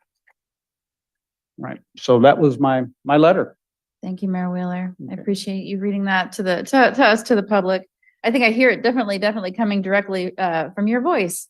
So that was helpful to hear. I think that I understood things a little bit with more clarity, actually hearing it from you. And so the mayor did request that we delay the vote. And that's because there was confusion in the community. So I really, really hope that I have been able to connect to everybody in my district that has tried to email me. And if I haven't, please, I don't want it to be like Miss Trask over there who didn't hear from her person. I would like my people to make sure that they've been contacted by me. So if you haven't, please, I'm sorry, President Coughlin, I'm directing it to you. I hope that my constituents make sure to email again. I feel like I've connected with everybody that emailed or left a voicemail, and I've just had some great conversations. And I'll be honest, there is a lot of confusion. Even today, I talked to 4 people who were still confused about the ordinance and what we were voting on, and they asked me, "Are you going to vote on it today?" And I said, I don't know. I don't know. Honestly, there's been so much fluidity in this, and a new variable is introduced, and we just don't want to do it wrong. We don't want to cause further harm to any segment of the population by doing it wrong. And so I will testify that my constituents have been confused. But I also will testify that as a representative for my constituents, that they want safety, they want security. I have my own here. I got to say, I have my own personal belief and agenda on my own time about homelessness, about criminal justice, about all of these things. But at the end of the day, I'm elected to represent my people, right? So I have to weigh that very carefully. And I've heard some really compelling stories. And some of the, stories that I've heard in my area, I believe that my area spoke up the loudest and the most. I don't know if anybody can by numbers confirm it, but y'all feel it, right? And that means something to me, just because we have divergent beliefs about homelessness, the cause of it, and some folks, I gotta say, at that community meeting, there were some folks that were afraid to speak up that talked to me later about their beliefs, and they were solutions-based. They weren't as angry. And those were also valuable conversations. But even for folks that were angry, I just appreciated. It wasn't that they were heartless for the most part. It's that they're not heartless. They are concerned for their safety. And I understand that. So just based on the fact that we have had a lot of confusion, still my constituents are still writing in with confusion about what's happening today. I would support delaying it. I'm still open to debate and hearing what y'all have to say about it. I'm not going to hold us back if a consensus is reached, or if a majority is reached. I'm not going to hold us back from this because if action needs to happen, it needs to happen. But my constituents were still a little confused today. So that's all I have to share. Thank you. Councilmember Dennehy. Thank you, Council President. I just want to direct comments to you, but thank everybody who spoke up today. We do a lot of talking on council, and it's been really nice to do some listening. And I think we need to do some more listening on this issue because I think there is some confusion around it. Just to be clear, I said this at study session, but I really want to anchor this conversation in this being a societal failure. There was a young woman who spoke today who originally was from Japan and came through here. I recently went to that country. This country, compared to Japan, compared to a lot of other industrialized, developed nations, has far more homeless, both raw numbers and percentage-wise. And that is a result of policies that we ourselves have voted for. If you're making minimum wage in Washington State, you're taking about $2,500 gross after Social Security, after taxes, that goes down to about $2,000. According to a few websites, the median rent in Bremerton for a 1-bedroom or studio is around $1,600. So that leaves $400 of your net. If you're working 160 hours a month, full time, to go towards bills, to go towards food, to go towards other things like that. Homeless advocacy groups say the number one reason that people are homeless is because of unaffordable housing and a divestment in affordable housing.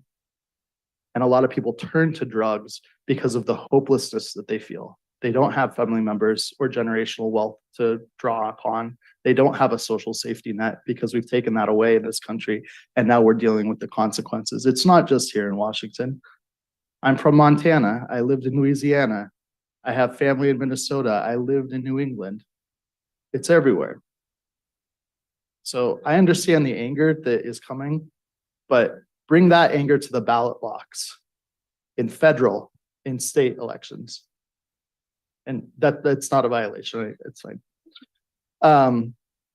There were a couple of things because I do find it frustrating sometimes that we don't give comment back. That's to expedite comments and to make sure everybody has. But I did notice a couple things that I wanted to clarify. There was a comment made about the Ninth Circuit. You know, the Ninth Circuit is an appellate court that interprets federal law.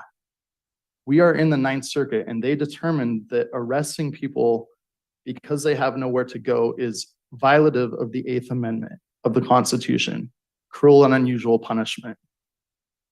We are in the Ninth Circuit, and so until Supreme Court grants cert, and I haven't seen the Supreme Court grant certiorari on this issue, I don't even think there's a circuit split. We need to follow the law of the Ninth Circuit. If we enforce this law on the books that was written in 2004, and we sweep the homeless camps like some of the folks are asking, we are subjecting the taxpayers to a federal lawsuit. That's why we're trying to update this ordinance, to be good stewards of the taxpayers' money, in addition to using our tools to help solve this problem. The second comment I wanted to address was disability versus mental illness. There's something called WALAD, the Washington Law Against Discrimination. If you look at RCW 49.8, I'm sorry, Title 49.60.251 of the RCW, the Revised Codes of Washington, it lays out in a public accommodation setting, including lodging, which includes homeless shelters, that you cannot be discriminated against because of a mental or physical disability, provided that the behavior or actions constituting risk to property or other persons can be grounds for refusal and shall not constitute an unfair practice.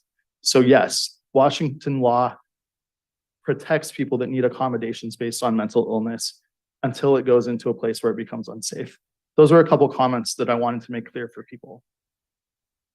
I think we need more time to listen to more public comment, to understand what other people are wanting out of this. I think the mayor's points are actually very valid. I see you raising your hand. Go ahead, Mayor, if you want to step in for a second, and then I'll reclaim my time. Thank you. And I actually, council member, I would ask you to complete your thoughts. If I could have a chance for a comment, just to close out my letter. Maybe it can help provide clarity, because I think that's what we all want, is clarity. Sure. So you want me to finish my comments and yield time to you? I'll do that. I'll do that. So I'm hearing a balancing of need, of private property rights and safety of the community versus balancing the right of people to exist, right? And balancing our need as a city to comply with federal law and make sure that we are reducing our liability while still maintaining some humanity of how we deal with this issue as a community. It's a really, really tough issue. It really is. And as somebody stated, I forget, he said he was the executioner. There's an execution branch. That's right. This isn't the execution branch. That's the mayor. We're going to have to rely on the mayor to execute what our local solution to this is. But in my opinion, I would like to take a little bit more time. If we pass this law, there's still not enough shelter beds, right? So we're not going to be able to enforce this in general. So that is my prerogative. I'll of course listen to the rest of the council. But I do want to say that this is a really difficult issue, and I just want to say thank you to everybody who showed up. Thank you to everybody who's written letters. Thank you to everybody who is struggling with this. We're all struggling with this together as a community, as a state, as a nation. Go ahead, Mayor. Thank you, council member. And I think it's important for folks to know, but they, you know, and I haven't been up here on your dais, you know, able to kind of give some thoughts from, you know, the person trying to execute the plan. So an ordinance being passed today, we should all know that it doesn't change anything in our community. So it will not change until we have shelter beds available. So November 1st, we have shelter beds available. This is per contracts that were being finalized right now with the Salvation Army. So for a period of time, we'll have shelter beds available. I will need an ordinance to be able to enforce the new law that's coming out, because there'll be some folks who will refuse that service. And so we'll need the ordinance to give them an option. The option will be to accept the service we provide or consequences. So and the idea that the Salvation Army will save us by maintaining capacity when we don't know how much is coming our way is it should be set aside. The reality is we don't know how much is coming our way. So I will continue working to build different options for people with the understanding that there's going to be times when we have capacity and we do not have capacity. That is the reality facing every city in the nation. You don't throw these up overnight. The dignified, compassionate way we're talking about, with full sanitation, garbage, different types of waste, controls, food, water, that is a multi-million-dollar operation per year. Security, buffering, security lighting, all of that together. That's how much it costs. The city of Bremerton won't pay for that alone. We don't have the budget. You have said multiple times, we are ready. We stand ready. You don't have $2 million. I will be able to find some funds. It'll be one time, because we can do this, to get up sites set up. That's the reality of our budgets that we're in. We'll partner with the nonprofit agency. We'll partner with Kitsap County. They have access to different funds. The 0.1%, we have used that to the maximum. We do that through our partnerships when we contribute to Mills Crossing and to other projects in the city. We contribute with our funds, but we also are partnering with other agencies who are receiving those funds. Peninsula Community Health Services is a solid example of folks who are applying for those funds. We will partner with them on the medical respite. So it's not, just know this, the money is not going to grow on trees. Putting this together takes time.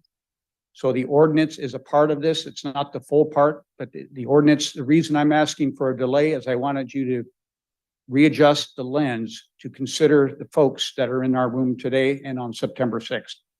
So I wanted that lens. I want you to have that lens. That was my wish and goal for the deliberate. So, thank you. Councilmember Dennehy, done with the floor. I'm done with the floor. Yeah, Okay. Thank you so much. Councilmember Good now. Thank you. So overall, I think that we could vote on this. But I certainly like the idea of just giving some folks some time and to understand exactly what it is as it's changed a bit. So if we did push it out, I don't know if we need to take any more time to discuss it. But I definitely think that we need to be done with this so that we can start tackling some of this other stuff that we've talked about. I would love to have, if not use next study session to talk about this, but to maybe really talk with the mayor and any of his directors about what we're going to need to do and who we could maybe pull to the table.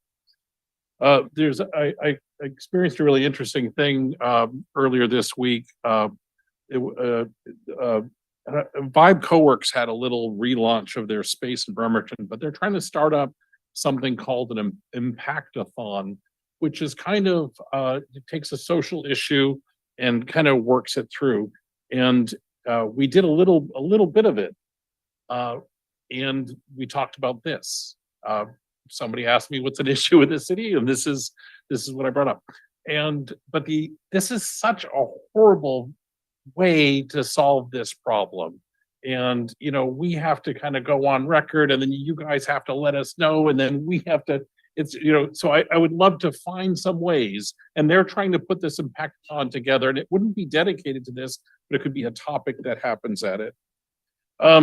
Anyways, the way we decide whether we should hold off or not is by taking a vote. So I'd like to move that we postpone the vote for 2 weeks till the next regular council meeting. Second. We have a motion and a second. We're open for discussion on the motion to postpone. I guess Councilmember Goodnow has I the have floor if any other no comments. more comments. I'd be ready to vote. Perfect. And second over to Councilmember Okay, Chamberlain. well, if we postpone, I would almost be open to a week. Like, what if we took action at the study session? We've done it before, and that would give us another week for public comment. I would be good with 2 weeks. I would be good with, as long as the public is, I mean, it's hard. This is a complex issue. I know folks want relief right now. But there's more than two sides to this issue. And I just want to make sure people know, people want to know, what the real deal is. And we've changed it every time we meet. It's been changed again. And Mayor, I appreciate that you're coming up for an answer. I'm going to go ahead and take my time right now. But I think that we could possibly take action next week, but I do believe that we need to have more public comment. I have received, I just think it's the right and legal fair thing to do. So thank you. Councilmember Dennehy. Thank you. Mayor, Councilmember Dennehy has the floor. I'm just going to ask you to hold off. Mr. Mayor, I'll cede some of my time to you. My concern with delaying it is to make sure that everybody is heard from. And so I wouldn't want to take action during a study session. My proposal, would be to take just public comment and the vote. Maybe the 4th is a compromise. I was hoping the 18th, but I would be amenable to the 4th, just to give another, it was standing room only here, right? And how many other people might be at a shift or unable to make it or had technology issues. I would like to hear that this is the record breaking, I think, is what we heard today, issue of public comment of all city councils, not just in our tenure. And so this is something that really affects the community very, very deeply and is going to have some long-standing effects. So I don't want to rush through it. And that's my take. And then I'll cede a little bit of time to the mayor, and then it looks like fellow council members have. Thank you, Counselor. And just so that everybody in the audience knows, and council, so I'm trying to manage our expectations working together. The openness that I'm providing right now with the project you see me working on, this is what you'll get next week. There won't be specific sites we'll be discussing because there's real estate involved. Okay, so when we're talking about real estate transactions, depending on where we are in the city, and we're talking about locations, I will come to you. We will go into an executive session and have discussions. We will talk about money also. And obviously you approve those type of contracts. There is a lot happening, but you are a body that must do everything in public per law. Your decisions, every single action per law must be done right here in this type of setting. Me, in my role as the administrator, the head of the city, I can go out and I can meet with nonprofits, do site visits, see what might be appropriate. I can do the research, the due diligence. So I can do that. So I just want to make sure everybody's aware, just so you aren't set up to, and be asked, well, why isn't the mayor sharing this? It's like, because we're evaluating a lot of sites. Thank you. And that's the end of my time. Thank you, Councilmember Mochler. No, I saw your hand first. Thank you, thank you, President Coughlin. Okay, it's getting late for all of us. I don't think we should delay this. I think we should spend our next study session talking about how we can actually make something useful happen. To start with the unarmed security guards within and around the encampments to provide security to people inside and around the encampments. I think we should vote on postponing, and I think we should vote against postponing. I think we should have the vote tonight. Yeah. Councilmember Younger, is your hand up? Yeah, thank you. So I find this all very frustrating. So we're a representative government. We've heard, I think, on three occasions, large groups of folks come down to council meetings and give us their opinion on the various ordinances. The opinions haven't really changed. What, for the people that want to delay it another 2 weeks, what have you heard tonight that makes you want to change any part of the ordinance that we're contemplating voting on tonight? We're a representative government. We've heard the issues. People definitely don't want the maps. They don't want us to go down that route. So we wrote the ordinance based on that feedback to what we have tonight. I didn't hear anything tonight that would convince me to change any part of the ordinance as presented tonight. So I agree with Councilmember Mochler. Let's vote on this thing and move on towards implementing solutions. We have to have an ordinance for the administration to rely on for the framework. Stop kicking the can down the road. This is just extremely frustrating. The business about the mayor saying this is highly unusual. I'm sorry, I was council president 5 times, 5 years. It's not highly unusual. Don't buy off on that. Do your job and vote on the ordinance. We've had it before us 3 different times. Yeah, it's changed, but it's been based on public feedback, all the letters. And I like it the way it is. Is it perfect? No, but it's a start. And it's better than what we have. Please, I implore you, let's vote on this thing, get it done. I'll take my turn, and council give me a little leeway to kind of set up why I think we should vote tonight. So council had a really hard task, right, with this goal, modifying this ordinance. It's a hot button issue, to say the least, right? Nationally, it's probably one of the top issues folks are talking about, but I'm glad that we as a council have been talking about it. I'm glad we haven't stuck our head in the sand. We've been addressing it head on.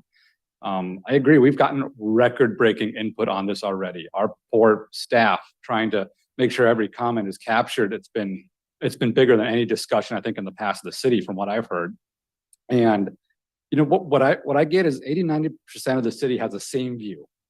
They want resources for those experiencing homelessness and mental health and drug addiction, but they also want a law, some barriers that regulate use of our public space. They want to ensure that folks can experience peace and quiet in their homes and have safe community centers, and all of that. And absolutely, we need resources. We need well-staffed shelters, mental health treatment, drug addiction prevention, making sure drugs aren't in our community in the first place.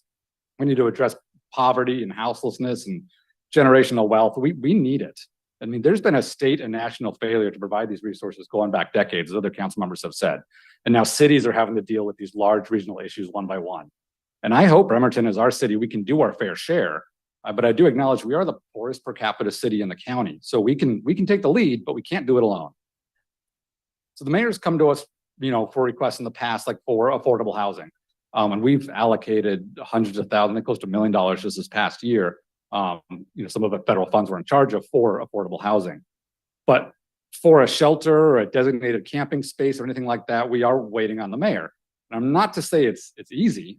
He's briefed that he's working hard on it. This is a tough thing, but to be clear, it is on the mayor. And it's been more than 6 months. And we knew even before Salvation Army closed down, it was be coming. So I've known for a long time we'll be facing this issue. Council can't designate a site and stand up a temporary shelter. Council can't negotiate agreements with nonprofits or coordinate city resources, volunteers. council can't negotiate a security contract for neighborhoods for temporary relief. And we're all part-time, whereas the mayor's full-time with the city's resources. So our scope on this whole thing has always been solely just on enforcement until we get an ask for budget. And so our task was to update the section of code to make it compliant with the Ninth Circuit so that we could have some enforcement, as I believe the vast majority of the city wants. To be clear, there is no enforcement at present. There hasn't been enforcement for more than 6 months. And before that, it was sporadically enforced as shelter space was right on the edge.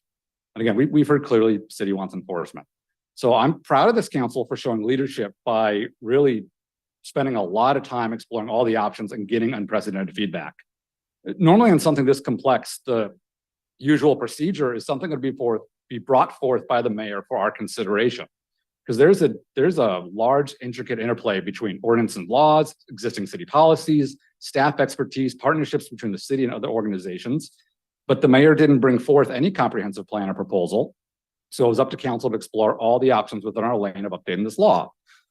So we tried really hard to craft an ordinance that would provide immediate relief to those folks most impacted by the current unregulated encampments. And after a lot of discussion, we tried doing that by making all sidewalks and planter strips off limits all the time. And we also tried to keep it that it was, humane. We tried to strike a middle ground.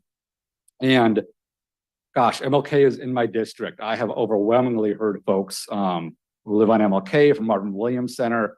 And all I can say is we tried, but when we looked at that draft the other week, all it left was these sporadic properties throughout the city. And when that map came out and people saw those list of sporadic properties, they freaked out, and reasonably so. I get it. So we tried, but the rest of the city, the vast majority of the city, obviously did not want that, which is why we changed and went back to a simpler ordinance that is more in line with all the other cities around us. I do want to say, though, there is an option from Eugene, Oregon, that was just presented to us, I think a week or 2 weeks ago, and that option from Eugene, Oregon basically says that right now, if you're responsible for maintaining the sidewalk and the planter strip in front of your house, which is on the code in Bremerton, was on the code in Eugene, there's a legal argument that you can't do your legal obligation to maintain the planter strip and the sidewalk if somebody is there. And so what Eugene, Oregon passed a few years ago was an ability for property owners, including both residential property and commercial, to be able to trespass people from the planting strip in front of their house, the same as if it was private property. And so council agreed that public safety will be exploring that at their next meeting and hopefully bring in a recommendation to council for the residents in my district that are most impacted. Again, just from the enforcement side that's in our swim lane, I think that's something that would provide immediate relief and yet still be in compliance with the Ninth Circuit. Public safety is always also going to have basically homelessness as a standing agenda item to get updates from the administration regarding shelter space and to get feedback on enforcement statistics and to provide recommendations to council for any other updates to either this ordinance that gets passed or other codes. So we have a mechanism to continually reevaluate what we passed tonight. And if something's not working, if it's having unintended consequences, we can update it. I think we have a good ordinance. As we heard, it's in line with other cities. It's a very reasonable middle ground. We've spent 3 months on this ordinance and 12 meetings. I think what we're talking about tonight is now clear to folks, everyone here. And those that are confused are going to need ongoing education. I don't think another 2 weeks is going to make the entire city suddenly understand a lot of the legal nuances. I've been working with the Kitsap Sun to try and get the reporting and the facts straight. I've been sending emails to everybody as we go to kind of keep them in the loop. And all my promises, I'll continue with that education to make sure people know. I don't want to spend another 2 weeks on this when we could be starting to talk budget. We could talk about how to get Prop 1 back on the ballot for more law enforcement. I'm really disappointed that did not pass. We can talk about 1% mental health funding, temporary security. So council, I'll just wrap up here. My recommendations, let's get this passed. We'll continue the education and let's get to working on all these other solutions before us.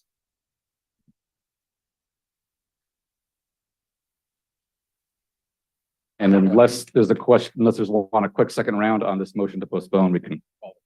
All right. The question. I'll call for the question. And if you can reread the motion, just so it's clear.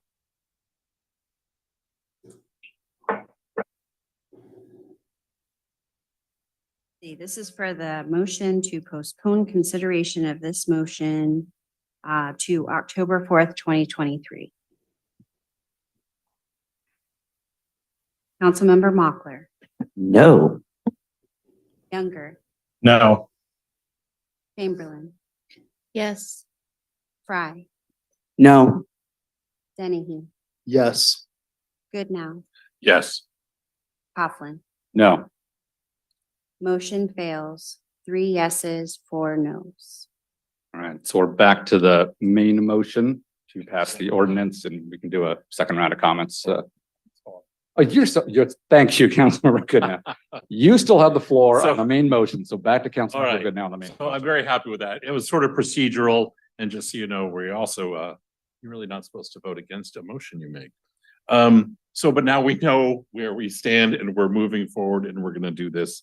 And I support us moving forward because we have to move on to other stuff. We have to move on to the stuff that we've, heard you guys speak about that didn't fall within the parameters of this.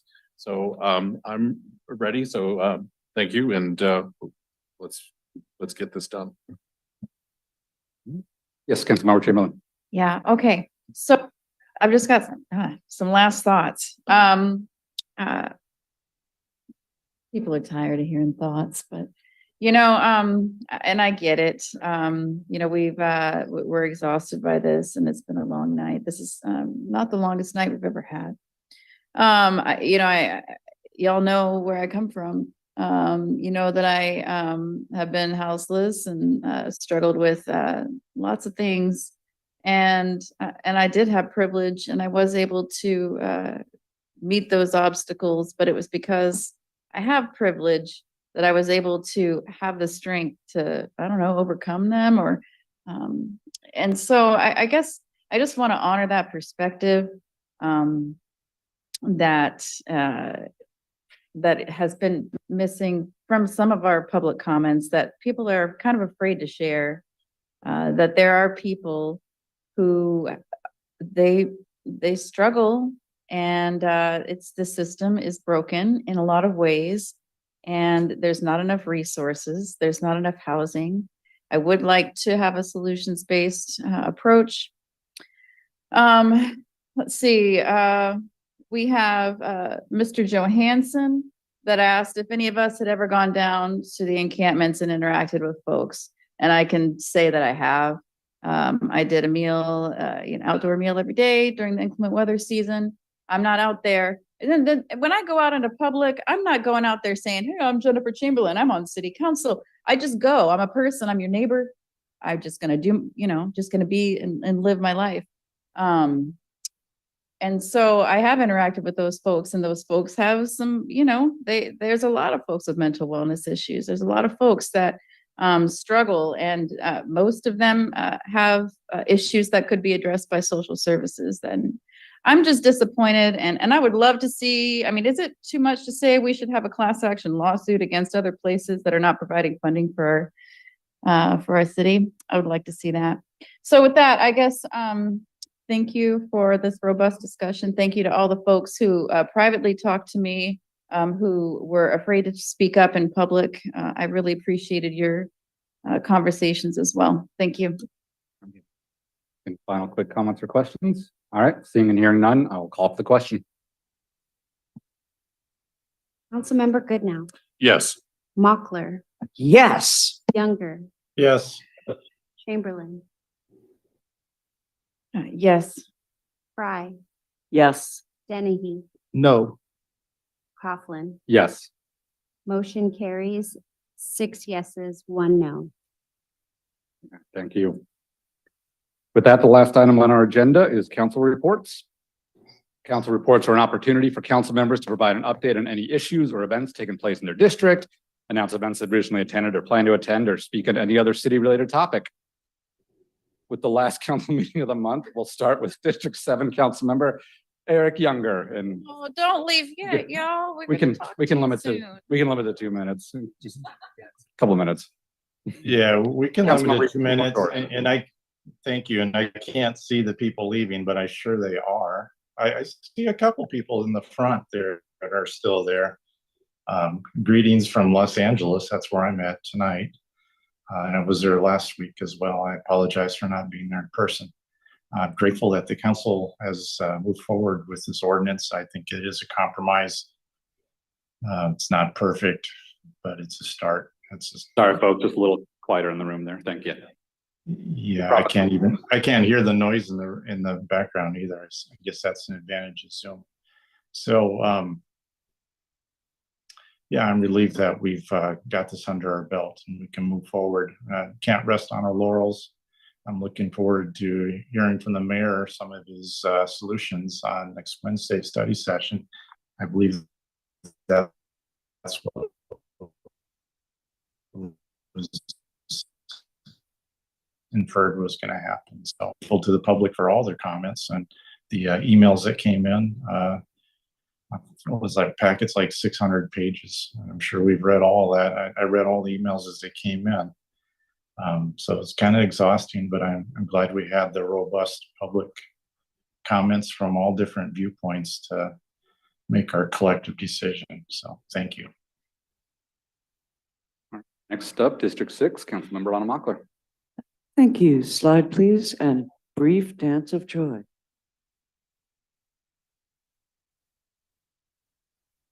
So this is going to be a really abbreviated council report. I had a much longer one in mind.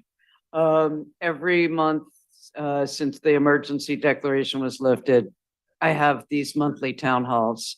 The next one is October 9th. It's at 100 Oyster Bay Avenue North, the Bremerton Public Works Building. For the rest of it, I really, really appreciate all of you coming. I appreciate the civility of all of your discourse, the willingness to listen to opposing views with courtesy and respect really cheers me up considerably, but I've already done the dance of joy about that. So thank you all very much and have a good, safe week. All right, next up, District 5, Councilmember Michael Goodnow. I have no report, so we see if we can get out of here by 10. Sounds good. District 4, Councilmember Quinn Dennehy. I'll join that. No report tonight. District 2, Councilmember Denise Fry. I do have a report with slides. Next slide, please. Thanks to everybody. Man, I'm sorry that all this had to be such a contentious issue, but it brought you out. It brought you to us. And I think we all learned a lot through the process and will continue to do so. I love kaleidoscopes. I've used them a lot with my kids because I've always taught them that you can change the way you're looking at something. If something doesn't feel right, you can change the way you look at it. And we've gotten so many different perspectives in this process, and all of them are valid, and we need to weigh them all. And so I really appreciate the kaleidoscope that you guys have given us throughout this process. It's really been full, and I am a better person, I know, for it. So thank you for that investment. Next one, next slide, please. 24 units of new multifamily housing coming to East Bremerton in District 2. 23, actually, one of them is going to be a small studio unit, I think, for the maintenance person. I did find out that it's 25 and over where they have to start talking about offset for open space. So interesting that we're getting 24 unit complexes. But we're thrilled about it. Next slide, please. And then this is just, you know, you sense some really good tension in these city council meetings between the administration and the council and the judicial branch. And a lot of that is really good, healthy tension. Some of it is just culturally, we work in different ways. And so I know I've shared this with staff before, but I'm going to keep sharing it. It's like with the comprehensive plan, you hear about hurry up and wait, but you never get warned about the please wait, wait, wait, wait. Comprehensive plan is coming. Wait, wait, and then hurry up. You got to take a vote. So I'm just offering that. One reason that this took so long was because we were trying to get information. And it took us a long time sometimes to get the information that we needed from the people that we needed it from within the administration. So better communication. I really, really hope more open communication, more trust, you know, and let's not turn everything into a political football. Thank you. All right, next up, District 1, Council Vice President Jennifer Chamberlain. Hello. Okay, I do have a report. I'll try to make it quick. I also have a little something I'm going to read, but I have 5 minutes. I'll try to make it 3. This was the best picture I could get from our community meeting. I will say, you know, in the end, I was able to collaborate in discussing issues, not only with the mayor and the police chief, but also with some of our advocates who are boots on the ground. And there was some hard questions. There was a lot of passion. But when it comes down to it, this is, you know, what an amazing opportunity to meet, I don't know, 200, 300 of my neighbors. And I recommended that we have a block party. I'm serious. I said it before, but they need to organize a block party because that would be a fantastic party. I'll bring the tacos and somebody to play music. But all in all, I feel like I got a really wide variety of perspectives. I got the people who were not afraid to speak out, and then later on, when I was able to connect directly, I was able to get people who are afraid or who are just, they like to stay under the radar. And there's a lot of perspectives. And what I really, really appreciated is when people were solutions based, that they had ideas to solve the problem, that they had empathy for both sides, and also shared with me some really vulnerable, like scary moments, you know. And so I very much appreciate that. You know, I think that's all I'm going to do for my council report tonight, except to say, just please don't forget, folks, that these people who are outdoors, who are outside, they were somebody. You know, it could easily be one of us under the wrong conditions. And what I know is that the person that you are seeing today, the person that you know sitting here on this bench, is a completely different person than the person I was, 20 years ago, when I didn't have secure housing, when I didn't have, when my resources weren't secure. I was desperate, and I was not a kind person. I was not the person you see today. So when you see people who are acting out in lots of weird ways, like, yes, you deserve safety, but also let's try to give some folks a little bit of empathy. Thanks. That's all. I'll try and be quick as well. I do have some slides. Again, thanks to everybody for coming out, speaking up, writing emails. Thanks to this council. And yeah, Councilmember Fry had a good point about healthy tension. If all of us were agreeing all the time, either between branches or between ourselves up here, something would be horribly wrong. So we do not want groupthink. We want to have a very robust discussion.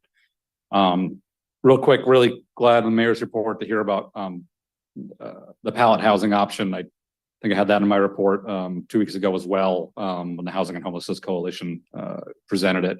So that is a great group. I get to attend about meetings half the time, depending on how crazy Council Wednesdays are.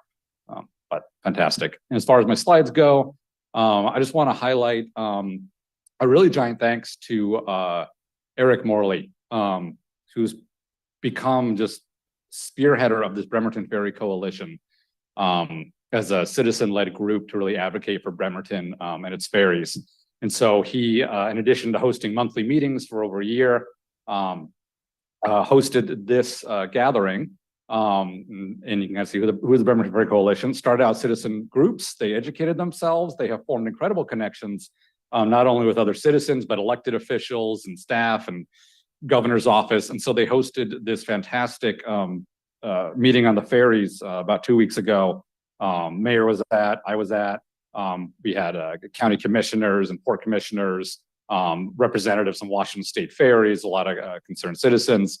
And if we go to the next slide, what was really good is we've said this on council, it was in the resolution that we passed last year, is there's just this incredible disparity with Bainbridge and Bremerton being the two routes going to Seattle in terms of the income between the two cities, route of poverty, diversity. And even though, again, thanks so much to the mayor for working with folks on getting the fast ferry funding to bridge the gap with the Washington State ferries, it of course still costs more as well. So it's really great to highlight this for especially the Washington State ferry folks that were in the audience. And next slide, what I really liked about it is it was not just a session to continue complaining. It was entirely focused on what are productive options that can be taken by citizens, by the state, by the ferry service, by the legislature, by us as as a city, to not only try and put some Band-Aids, but really what's the next couple years, 5 years, 10 years ago to make sure that this failure of the Washington State Ferry Service doesn't happen again. So again, big kudos to Eric Morley for organizing this. I think it was incredibly productive. And the next slide, the timing was pretty great because unfortunately the Walla Walla, which was serving Washington, just went out of service the other day. And is going to be out for a month. So if you move Eric's face there, people can read. Sorry about that. Long story short, they had to shuffle the boats, game of Tetris.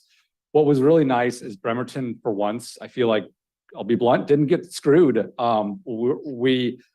Bainbridge lost more ridership capacity than Bremerton did. And I think this is in no small part to Eric Morley's group and his advocacy and having that meeting where we're like, please, don't make Bremerton last every time your decision. So unfortunate to lose yet another boat, but I'm great to see that Bremerton's impact is minimal for once. And with that, I'll finish off with a update.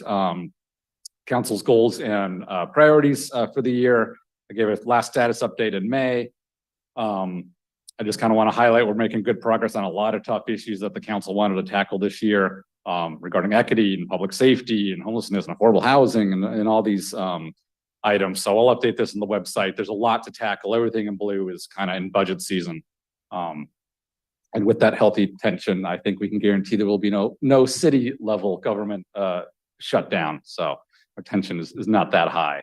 But I look forward to addressing these issues in our budget season and trying to make good on these goals and priorities. And again, thank you to Mayor, Court, and Council for all the hard work and all the staff out there for the city. And with that, I'll quit my yapping so folks can go home. I'll announce the next study session is held in the 6th floor council conference room on Wednesday, September 27th, beginning at 5 p.m. with a remote option available by Zoom. That concludes tonight's regular council business. Meeting is adjourned.